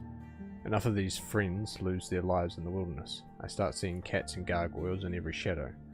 I'd rather have a few calm, safe years at the side of a pretty little woman who I'll see in my bed in the evenings. Though you know, friend, not just her, she lets out a sonorous laughter. You mentioned that you don't know if she'll be able to keep her trade after moving away, and she strokes her axe with affection. I'd miss the woods, but who knows, my tribe can't be the only one that cuts trees around here, You try to ask her about her worldview, but she gets bored by the topic. We here, she looks around, have no temples and priests. I don't aim to become ones. Tell her about Marina? Well, you find quite the someone, friend. And I've heard a lot of good things about her at home, but this right talk makes me worried. I sure should be ready to keep our bonds loose. Seeing your shrug, she sighs. Tell her about me. Don't hide my plans, just speak of me kindly. She laughs. If she wants to have fun with me, I'll make her life warmer, and I love kids. For the first time, her smile becomes humble and kind instead of playful.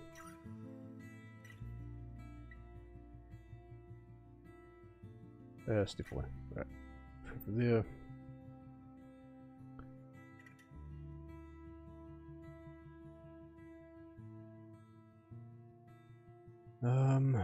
Fish trap. No, not much I can do with that.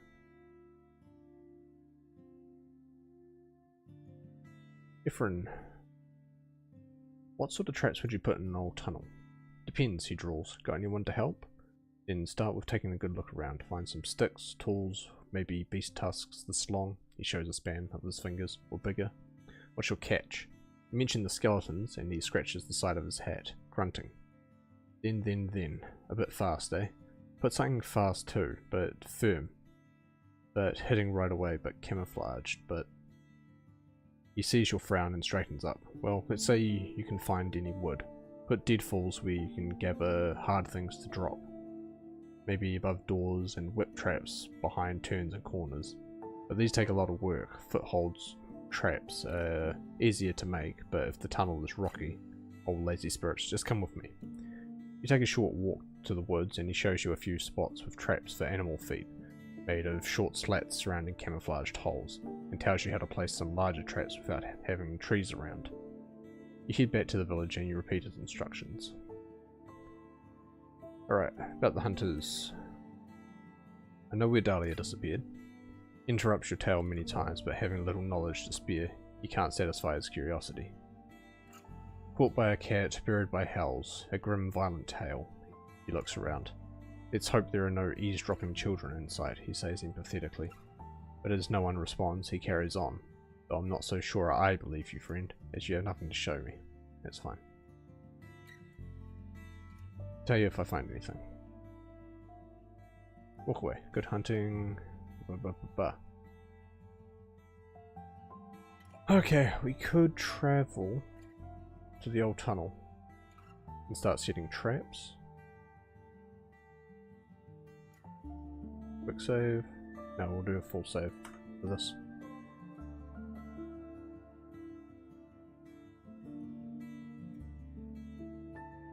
Ela won't speak with me today. Did I miss the chance to put up a rod?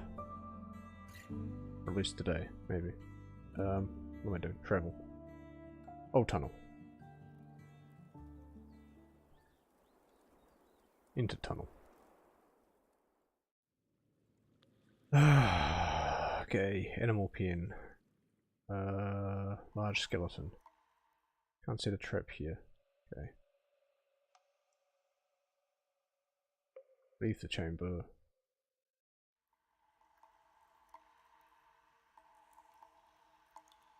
Look around, you could tie the monster claws to a branch and construct a whip trap. There we go. Could conveniently hide it next to the entrance. Once something runs into the trigger mechanism, it won't have much time to dodge the hit. Next to the tools you found, it won't take more than half an hour. Enough claws, cords, and wood to build 2 whip traps in the entire tunnel. Let's get to it. Okay. Leave the chamber. Move forward. This tunnel hides no surprises. Okay, whip trap is for coming around corners, so forget that. Head to the stream.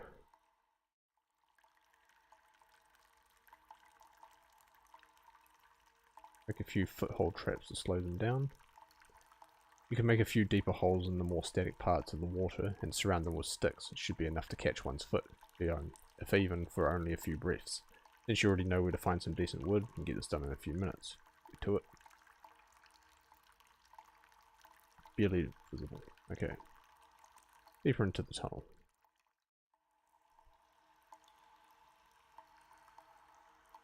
Okay, a whip trap as we come around this corner.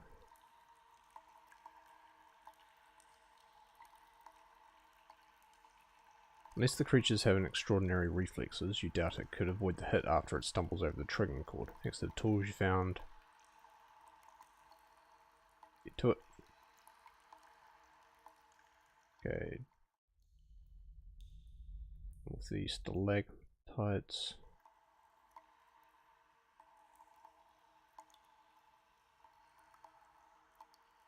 Main tunnel.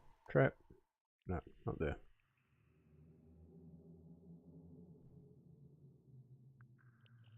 Okay.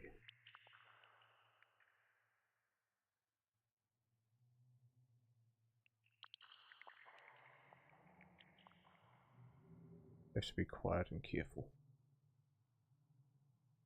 Okay, follow the tunnel north. Shout.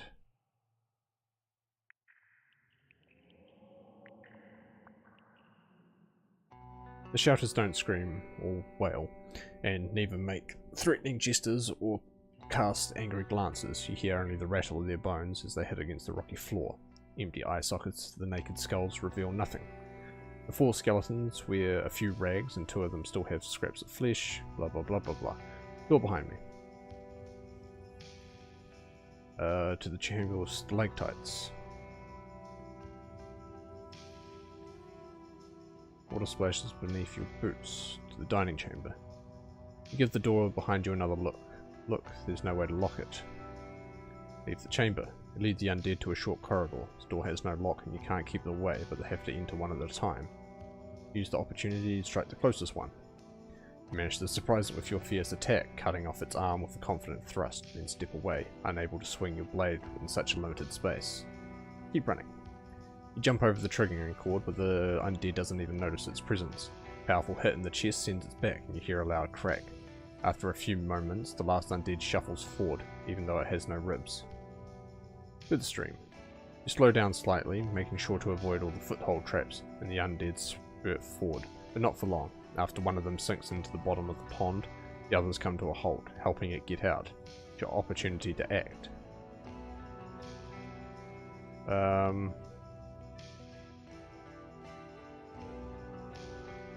So how many is that? Is that 2 or 3 or...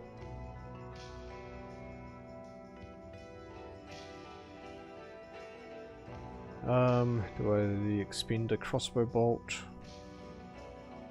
There's a simple arrow. Crossbow bolt. Oh, I have plenty. I have a bunch. Where do you aim? The chest? The quarrel grazes a web, then disappears into the darkness. Shit. I guess I should have gone for the head. Okay, quick load. Yes.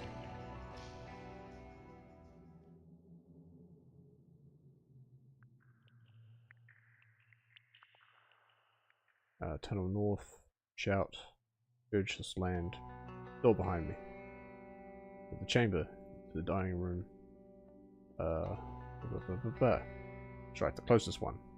Fierce attack. Very good. Towards the stream. Okay, can't dodge crossbow. Let's go for the head. Quarrel pierces through the forehead and stays in the skull, and while the undead leans away for a few moments, it doesn't take long for it to straighten up again. Okay, run up the tunnel. Keep running, gasping for ears. Get back to the crossroads. You don't have much time. You can either leave the tunnel or enter a side corridor. Choose the latter, you won't have the option to turn back. Okay, let's go to the animal pen. Jump over the triggering cord, away from the undead's sight. Powerful hit in the chest sends it back. You hardly have enough space to swing your weapon. Run to the skeleton of the beast. Alright. Face the undead. The limited space helps you predict the skeleton's movement and defend your side. With or without flesh, your target blocks and dodges, making you fight as if you're facing a human, not a bloodthirsty beast. You swing your axe with a speed and confidence that your opponent can't match. After a few moments, you leave just a pile of bones on the ground, cut and crushed. A few hits that landed on your gambeson didn't even cut it. I'll decide what to do with the corpses after I leave the tunnel. Yes! As deep as we can go in. Okay, long tunnel north. Put away your light and sneak forward. Tunnel is quiet and dry. Into the dark chamber ahead. While the chamber is in shambles, you recognize its unusual furniture, the sharpened stakes, shield-like tables for crossbow users, empty spear racks. If necessary, it could be the last line of defense for guards and diggers, surrounding any beast or bandit determined enough to reach the end of this tunnel. You're in front of a massive double-leaf gate, taller than 2 humans, made of bronze. Not sure if a single shell can even move it. Right, search the room. While there's plenty of furniture to look under or push aside, the undead left little to no signs of their presence, as if they were idly standing for years. A small pile of candles and another much larger one of candle stumps don't explain why the walking corpses would use light. Grab a few candles for later. Look at the gate. Made of sheets held by thick bars, the pictures impressed on the surface portray fishers and their catch, sea monsters covered with nets, falling harpies and working diggers. While it's doubtful it's made of a material worthy of turning into blades, it's priceless. You look through the keyhole, observing the continuing pass and the clear sky with ease, despite the cobwebs. Take a deep breath of fresh air, then put 4 fingers inside. Open the gate. Easier said than done. Rotating the key alone makes you hold your breath, and as you work at pushing it, the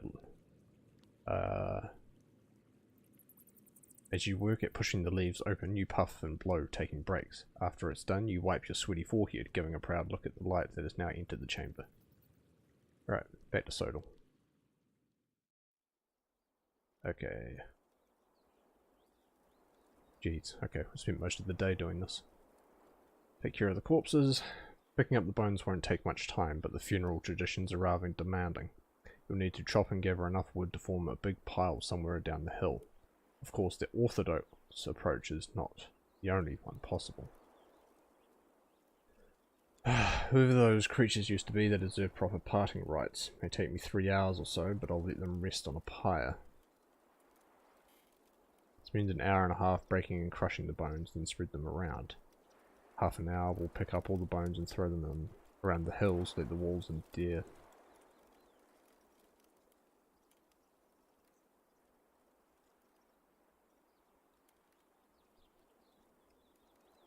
Okay, we'll quick save and try a proper one. After spending a few more minutes in the darkness, you bring the 3 sacks filled with human remains to a small regrowing clearing. Put on gloves, prepare some tools, and collect wood from the thicket in the tunnel, crudely splitting branches and logs. Covered with sweat, soil, and the scent of smoke, you observe the head-high flames. The bones are sticking out of the wood like a hedgehog's quill and crack from the leak. Eat loudly. Wash my hands. Sodal snorts from boredom, then paws the ground. Seek shelter. Okay. Okay, so I definitely am going to take a hit.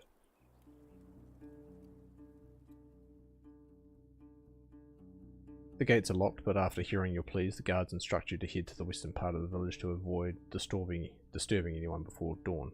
Tell you to visit. Yes.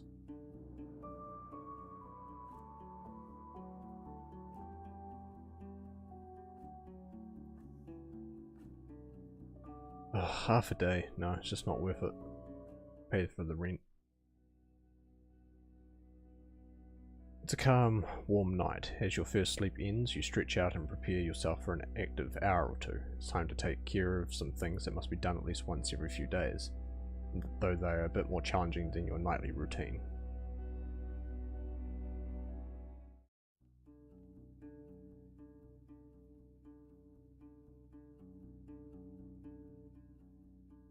Okay, people looking for a match. Hey, this girl. She looks around nervously and her voice is low and hesitant. An open relationship? As if, seeing her blush, you nod. Our forebears wouldn't encourage such a way of living. Does she pray? When you mention that her village in general seems to not put much importance on matters of faith, she seems to lose hope. Is she pretty at all? She says without meeting your eyes. You try to answer some more specific questions, making her interest suddenly grow. She's really looking for safe, slow days. Ask her if she's willing to abandon this weird wish. Tell her, she pauses, then straightens up and speaks with confidence, as if she's reciting an old story. Tell her this, outsider. You can find love of soul and shell with me, and a new path of free of empty cravings. You won't ever look back and regret it. Headwoman. Follow them inside. The undead from your tunnel are gone. She drags the key over the desk. It looks comically large in her tiny hand. Now, would you look at that, she says to no one in particular, then looks you in the eyes. You face this threat for no good reason. I already told you I wasn't planning to work on the tunnel. She scratches the desk with the key, thinking. But I ain't going to deny that it opens some opportunities. My neighbours are going to appreciate your selfless efforts. She tries to push the key into the nearby bags, but is suddenly interrupted by the voice of the perfume guard, who speaks directly to you. I used to be head of the garrison that kept the tunnel safe. He steps towards you. Until it was left to itself 10 years ago, against my advice.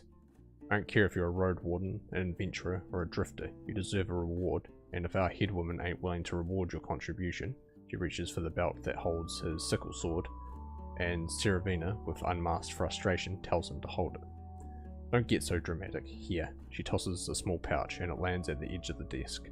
10 should be enough. Considering you weren't asked to move so much as a finger, scat and talk to her. Luno, our digger. Maybe she'll have some grand plans coming to her soul. Maybe you'll manage to keep them on a leash. $10. 10. Yes, 10. Alright, the digger. Tunnel to the south is open again. The undead are gone. As Luno shakes the table, her toy structures fall apart. Merely like that, you cleared all them awoken on your own. After your nod, she looks at your axe, and then at her toys. Better tell our headwoman about it, and I'll talk with the others. We can move some serious work in spring, but it would be better for us to do the groundwork before snow falls. She shuffles the wooden blocks and moves them into a single row, and if the tunnel was somewhere safe, could you take a closer look at it, inspect the chambers, report to me, and I'll ask one of my neighbours to give you an easier time, even though she seems to put no thought into it. The blocks are now ordered from brightest to darkest. I've inspected the entire thing. After your initial report, Luno comes up with one question after another, and while some of them are specific and significant, others are simply as absurd, as if she's making sure you're not lying to her. You don't know all the answers, but in the end she smiles at you, clapping her hands without a sound.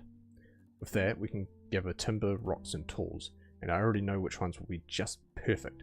Cheers, Roadwarden. If you want, I can ask one of my neighbours to repay your hard work, and not just once.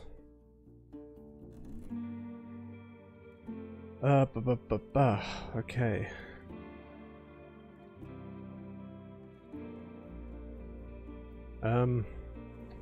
Food to fill my belly.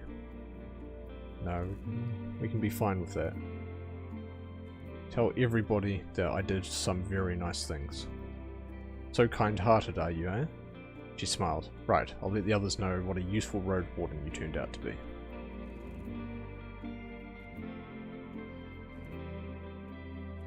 Alright, still got 14 hours. And I think today is when they want to hunt the bird. There's a hint of strange stench and fresh claw marks left on the ground. A large Syrian entered and left the yard through the lake. Walk away, into the tavern. There's some things I'm willing to part with. You're already picking hook. You know what? Let's not sell that guy's hook. Need to buy something. Do I have iron scraps? I do. I can sell them. It's merchandise to sell.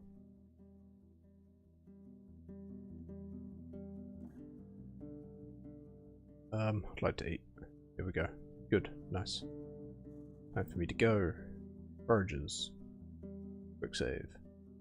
Let's hunt while it's still early. Bling clasps his hands. Then we're going. Idiot, take care of the horse. He nods towards the man with one hand. Ilan puts proudly a rope and bag on his shoulders, while Civi shoves everything under his black coat. They gather by the gate and mock their companion as he toddles over towards the lake with an empty bucket. I grab whatever may be of use from my bags and scratch Sodal's neck.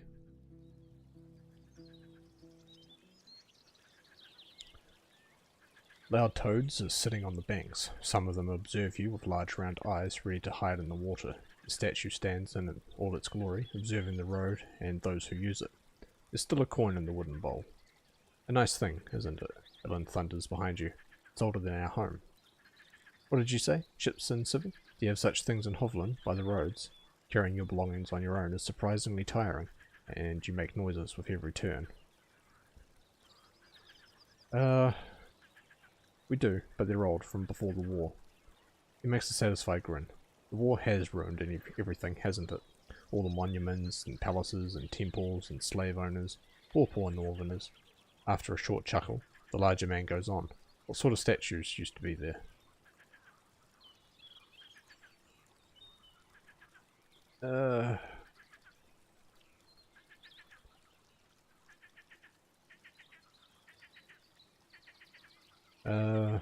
Don't address their insults. They mark places of importance or spots where important things happened. Ilan nods. Stories over people, eh? That's what you get when you base prayers and gods on old tablets. Some of the southern tribes do the same. The absent eyes of the statue have nothing to add. So do you know who this is? Nah, Ilan is more focused on the fish breaking through the surface of the lake. It's old, and the woman is a stranger. Heard no stories of it. My ma could. I got rid of those bushes. Civi narrows his eyes, but speaks with a cheerful tone. Ah, I thought a beast ate the leaves, but there are no paw prints around, eh? I don't think anyone on the coast is going to kneel before it, adds the larger man, though I guess it does look nicer now. Should move on. Ah, let's not linger. We move forward. The valley seems especially peaceful today. A couple of lizards are resting on the rocks, basking with no worries. Ilan points east to the large bird at the edge of the horizon, which freezes in the middle of the steppe and turns its orange head in your direction. See? Time to get ready. What's the plan? Well, avoid the beak and the legs and the trample. He pauses, inspecting the loop at the end of his rope. And don't hurt it, if you don't have to. We don't want it to be a bother. Civi jauntily drops his belongings in the middle of the road and jumps in place, rhythmically breathing. After he takes off his black cloak, he reveals a set of fancy clothes made of black leather. Clothes of a sneaky adventurer. It charges like a moron. Be nimble, that's all. 1 or 2 ropes on the neck and we're halfway home. But don't let it pass you by, eh?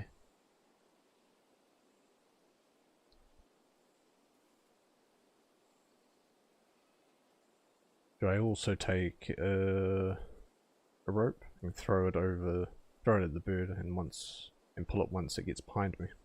I don't know, friend, says Ilan. Roping isn't easy. Don't be too reckless. We don't have magic on our hands. And we can't buy another Roadwarden, adds his companion. They don't make this a bad trade for us. I wait for them to get to the side of the valley, then approach the bird. It's taller than Sodal, with wide breast and long, thick, partially feathered legs that could easily trample your chest. Its thighs are thick and powerful. The pointy beak could swallow your entire forearm. Its steps are getting closer. Okay.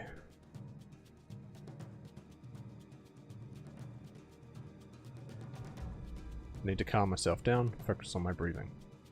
You put your right hand on your chest, noticing it's rising and falling as the air moves through your nose. You can't take your eyes away from the creature's overwhelming posture, but as your breath remains deep and slow, you don't feel afraid, just ready to defend yourself. Soon, the bird is surrounded by your group, and the pond behind it blocks its path of escape. Once it realizes that, it speeds up, charging in your direction. Take a good look at the monster. It's tall, wide, with a massive head. Its feathers are torn by the wind.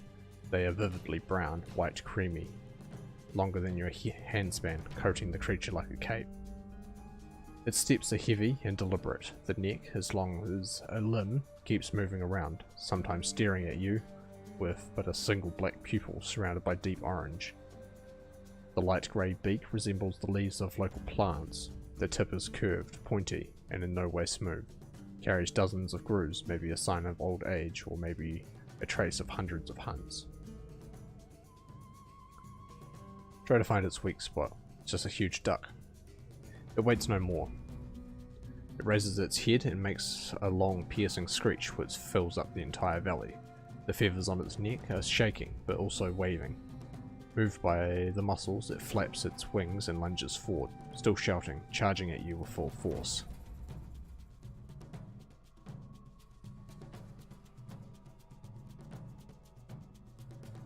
Keep my distance and dodge when necessary. The giant feet are pounding the ground with every leap, scuffing up the clouds and leaves of sand. It lowers its long neck, pointing it at you like one would a spear. You do your best to find a balance between running to safety, jumping away from the beak, and staying close to the birds to hold the bird's attention. Its reflexes are so quick that you can't imagine doing this while also trying to strike it. Finally, the beast lands a hit. Your gambeson does its job and protects your flesh. Though in pain, you manage to leap away, then wait for another charge. Okay, keep my distance and dodge when necessary.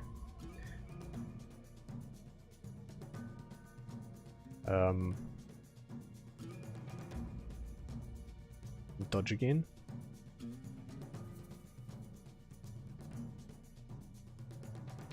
Dodge again.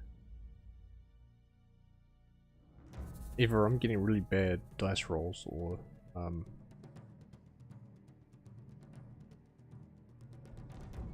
so we're gonna quick load that. Yeah. Calm myself down, focus on my breathing. Take a good look. Try to find its weak spot.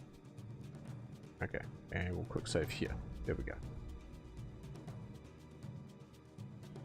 Make a quick dodge, then grapple it. The giant feet are pounding the ground, with every leap scuffing up the clouds of leaves and sand. Once the bird lowers its long neck, back away at the last moment, show up at the beast's side, pressing your shell to its large chest, too large for you to wrap your arms around it. You try to avoid the massive legs, but the monster turns out to be as confused as you are, making an angry screech and trying to shake you off. The feathers are scratching your cheek and getting in your mouth. Once the bird gets rid of you, it runs east, not aware that it only helps your companions. Okay.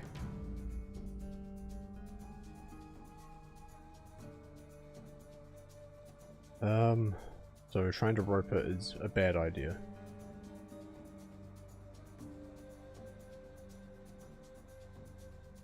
Then try to grapple it again.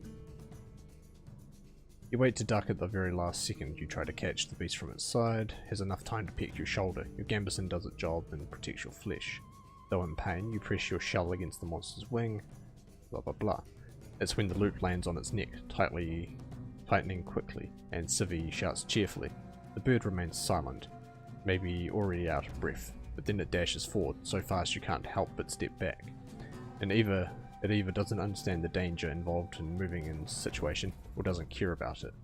It runs forward without trying to flee.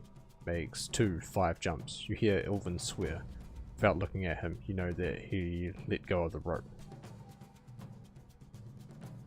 Beast is not in control. I am.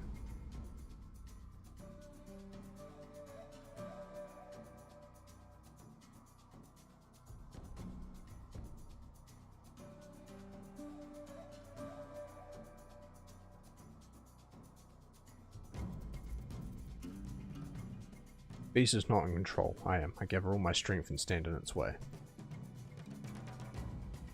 You confidently dash forward, knowing that the bird won't escape if it decides to fight you. It needs to ignore you and count for the best. You dodge its strike, then catch the bird's wing in both of your hands. The harsh touch of feathers means nothing. You focus on your firm stance. Takes but a breath. The bird runs forward, but you turn it around, making it plunge into the ground. Tries to get back on its feet, but the rope around its neck is already hindering its movement. After Civi ropes it with yet another loop, the battle is over. There we go. We took 1 hit to our Gambeson and now we look bad because we're kicked up in dust. Easy. The bird keeps trying to find a way out, but with little luck. Once it regains a bit of strength, it charges at you, but after just 2 leaps it gets stopped by the second rope. Regains its voice, screeching at its tormentors, but there's something more hidden behind its previous threats and anger. Maybe pain, maybe contempt. Damn good job, thunders Ilvin. He points at your shield. Nice idea, taking this. You dazed the shit out of it. His companion nods with a grin. Shag me, I missed my throw with the rope, adds Civi loudly, gasping for breath after a long run, though he keeps smiling with pride. At least the second try worked out. The bird is damn ours, and that's all that matters.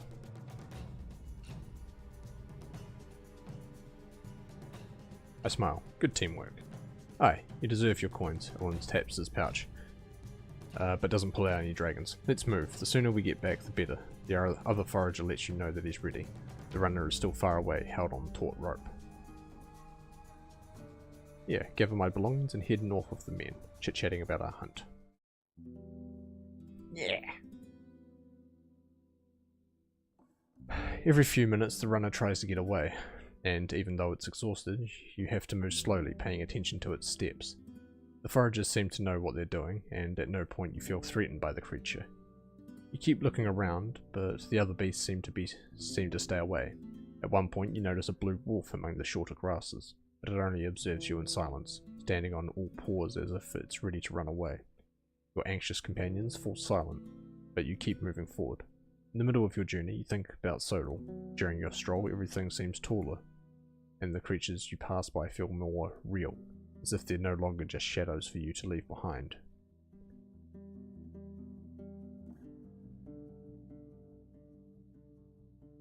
Being on the road without it feels lonely. I feel vulnerable, as if I'm inviting predators to chase after me. What matters even more is that I don't have most of my stuff. I'm unprepared for any threats. I'm lonely. I need Sodal. I'm gonna give it a big smooch on the nose. Foggy observes you from the top of the stairs, with the hand resting on her stomach.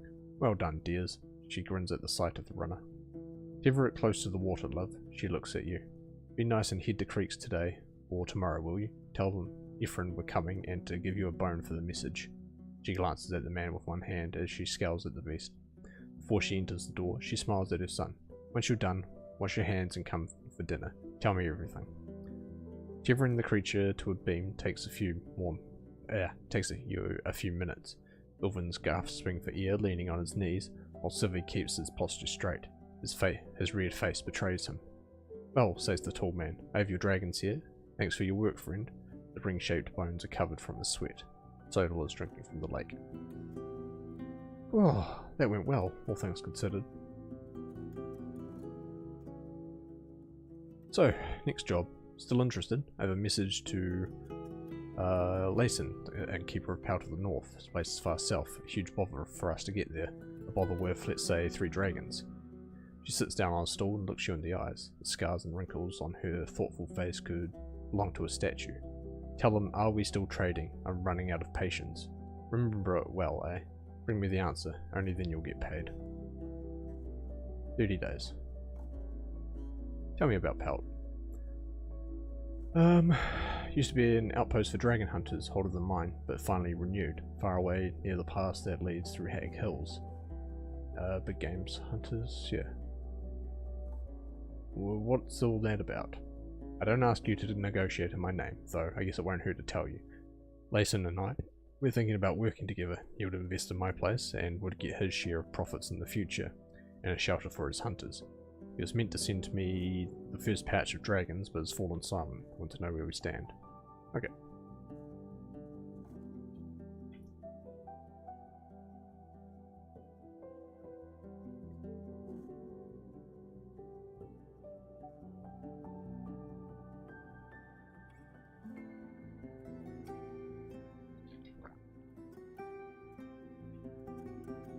Alright. We are good on money. This is great. I'm very happy about it. Okay. Foragers have nothing else to say, so off to creeks we go. Not too far away. Ella and Ephraim are on the bridge discussing something as they looked at the flowing clear stream. They welcome you politely and ask you about your day. I have some good news for you. I helped the boys from Foggy's catch a large bird that will soon be brought here. While you try to stay to the point, Ephraim is full of energy. He asks about every detail, from the animal's size to the way it acted in combat. Your brief answers are met with shouts echoed by the silent bounces of the wolf's head. It was a brave venture. I'm glad they didn't try it without you.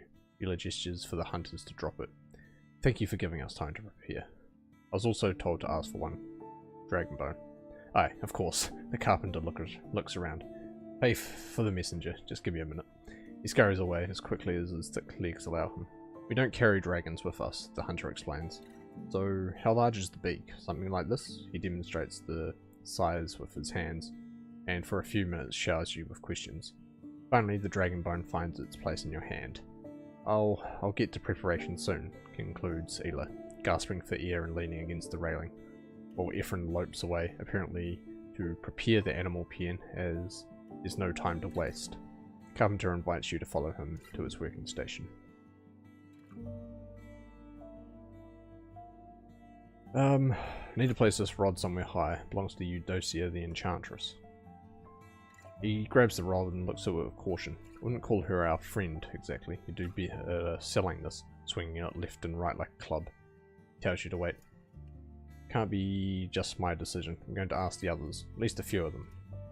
You rest at a table and observe how the man approaches various souls and exchanges a few words with them. It takes him so long that you manage to get bored enough to indulge a little girl who's like to pet Sodal. The man returns without the rod. Well, my tribe calls you a fair soul, he smiles and wipes the sweat off his forehead. We'll put it at the watchtower. There aren't that many birds that would steal something of that size. The eastern path. Did you face any troubles? There was a big spider at the hunter's cabin. It's gone now. He observes your cheeks and hands and smiles. Glad to see you're fine, friend. How's the cabin doing? You answer him a few times and he stretches his arms, then puts his hands on his back of his head. His eyes are absent. Though it will be an easy restoration, maybe a few logs to swap, and the roof won't do much good anymore. It takes you a pronounced grunt for him to blink a few times and raise the lid of the case. One for the news. He puts the first dragon bone on the table, and another for taking care of the beast. Not a fair price, but I'll let it go. Thanks a lot. Well, friend, I'm making mad bank today. Well, friend, thanks to your tales, the hunters and foragers feel more confident about the meadows from here to Foggy's and even beyond. When you have a day to spare, come here any morning, ask our tribesfolk about a job for a Roadwarden. Unless it rains, you'll get 2 dragons and enough stew to fill your belly for a day patrolling the roads and assisting us in our wagons. They're the things you're meant to do anyway, eh? Maybe. Just remember to come with a healthy shell. It won't be a stroll. Statue. Self of Foggy's place. That woman with a stick. Seeing your nod, he stops his work. What for? It increases...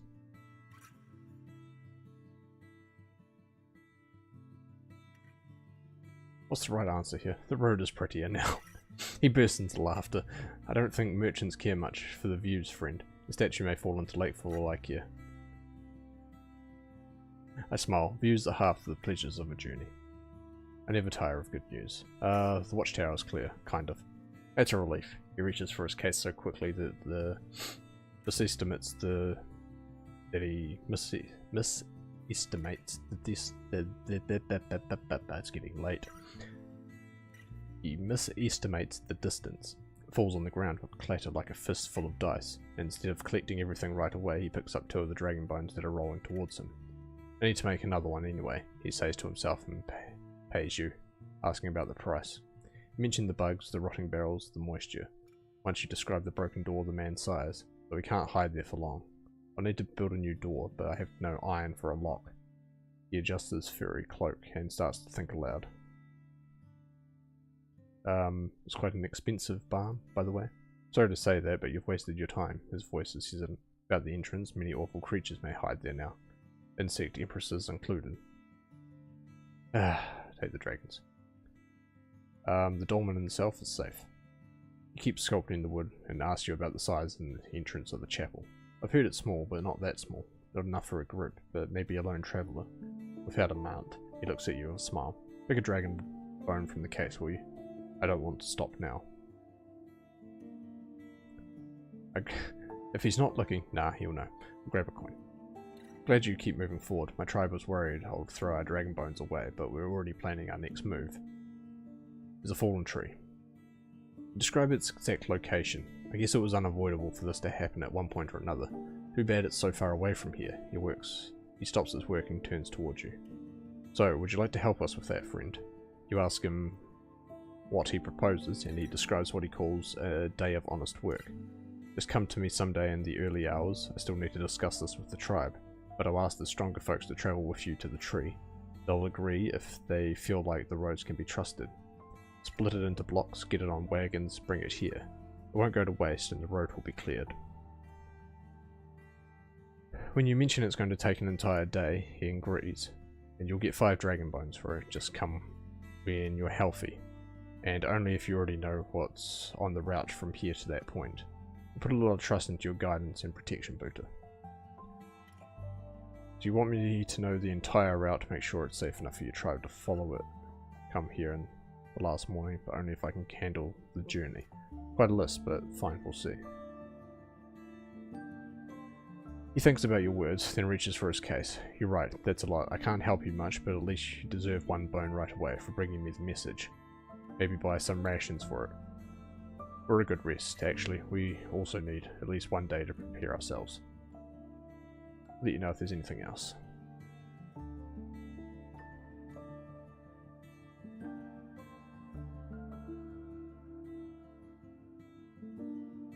Okay, the bandits, dude. He gives you an angry look and clenches his stomach, but nods. Those are not some strangers, but folks to the north, our neighbours. One of them is from our very own tribe, and they don't target us, just strangers. You ask him again if he's sure no one from this village has been targeted so far. After a cold eye, he reaches for a carving knife. I'll see you later. Shoshi. Try to recall Marina's message. Then I guess it's not meant to be. She shakes her head with disappointment. I'm glad you opened this chance for me, friend, but there are parts of me I'm not willing to change. Still, I'll make sure the tribe hears about your help. She suddenly raises her axe and shouts, Hey you! She addresses no one in particular, but her powerful voice makes everyone stop. Buddha did me a big favour, eh? Be nice. A few people smile or scoff, and life goes on. And you might want to bring Marina my answer. She rests her chin on top of her blade. Tell her to think it over, for I can make every day of yours sweet and light, if you're ready to breathe fully. Alright.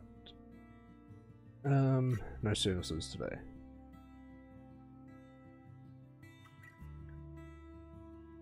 Okay, what have I got left? I've got 7 hours. And I want a full save. Damn. We got a lot done there. We're also out of rods, right? 22 coins, look at that. Perfect. Money. Alright. That's done. Foraging grounds. We'll go there, see if we can't forage something while we're at it.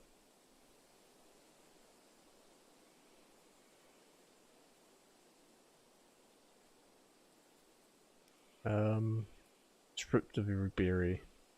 No, it'll take too long. Okay, we'll move on.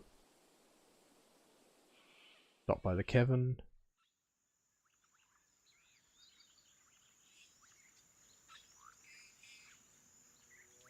Into the cavern. Nothing there. Empty. Cool. Travel. So there should be a path around this stone bridge, right? The familiar howl makes you sigh. The spotted wolves dash out of the meadows, starting their chase anew. It seems like they return here every now and then. You look for anything that could teach them a lesson. Crossbow is ready. You reach for the drawn crossbow and bolt, then lock your sights on the closest creature. You wait until you learn its rhythm, then shoot it once it's mid-ear.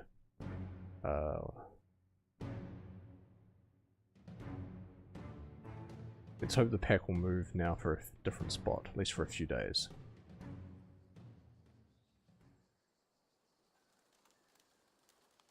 Watchtower is blending with the wilderness slowly. For a moment you think that the gate's position has changed since your last visit, but once you get closer, you're sure there are no fresh tracks. Look for tracks near the fallen tree. Tracks lead here, through the narrow gate, then west. The hard hills are especially noticeable.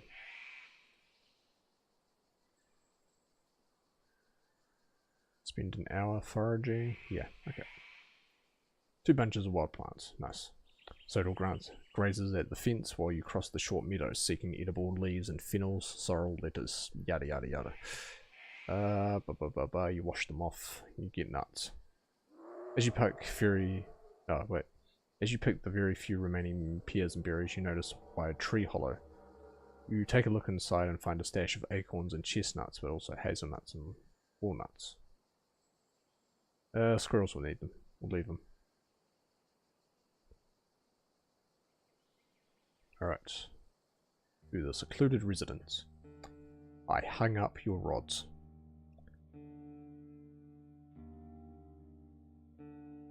Stone creature lets you in. Nice. You're back. Surely you filled arrows with Numa before. Any ideas where this is from? Found one near the fallen tree. Why, are you tracing a murderer? She smirks, but then grabs the arrow and takes a quick look. Like an orange. I don't know much about wood, but I recognize these feathers. People of Gale Rocks breed such pheasants. She gives it back. It's in the far north, close to the coast.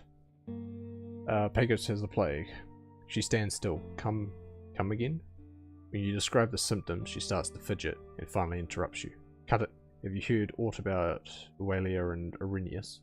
They're about 50, 55, a mason and sculptor. Her eyes are getting bad, he has a limp. I never entered the gate.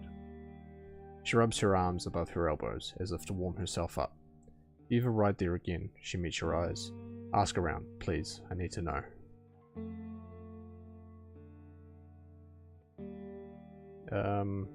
Click my reward for the bronze. 60! Oh! I'm getting paid. Ooh, baby. You do see her wipes her hands on her robe, puts one into her pocket, and waits for you to describe the locations where you've put rods. She asks you for a few details and thinks aloud. Let's see, 8 rods in total, so that would be, here you go. It looks so. Thanks, Buta. Fantastic. As a bonus reward for placing all the rods, you can buy my spirit rocks cheaper. Such a journey would take me weeks, or it wouldn't, or I wouldn't try it, she chuckles. But as she twirls her hair, her eyes grow absent again. Do you need help with anything else? Her lips form the shadow of a smile. I do, but it won't be much of an ordeal, just a simple errand. She moves closer and pulls out a dry flower petal from her pocket. See, it's like an orange tulip, but has much larger leaves. It's called snakebait. Bring me 1 or 2, freshly picked, and I'll pay you 5 dragons. Fair enough? Any tips on where I can find it?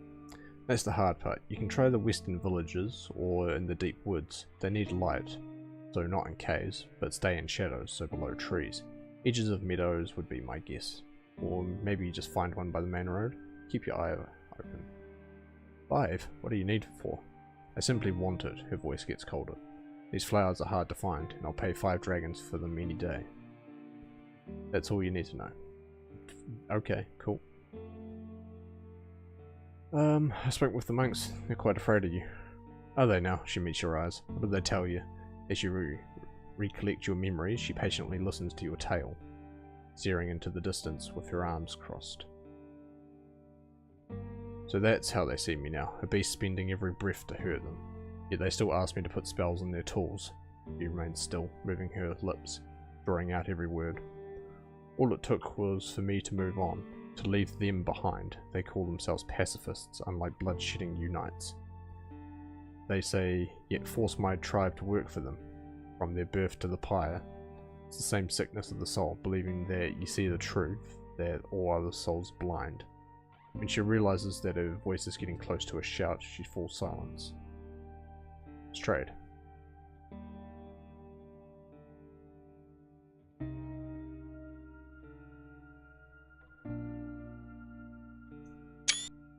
This is the most money I'm ever gonna have. Okay.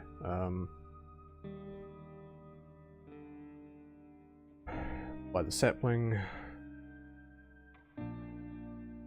Buy the spirit rock, I guess, and we can offer it.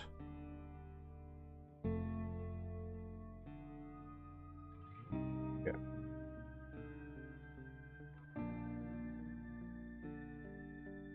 Can't get here before nightfall. Okay. Can get to the abandoned watchtower, which I guess is where we will sleep.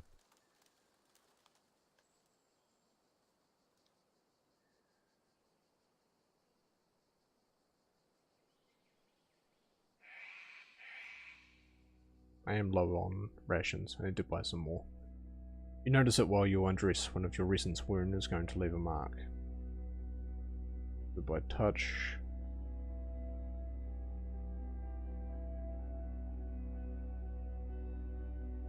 Why would I care? Happens to all travellers. Given enough time, let's just keep it clean.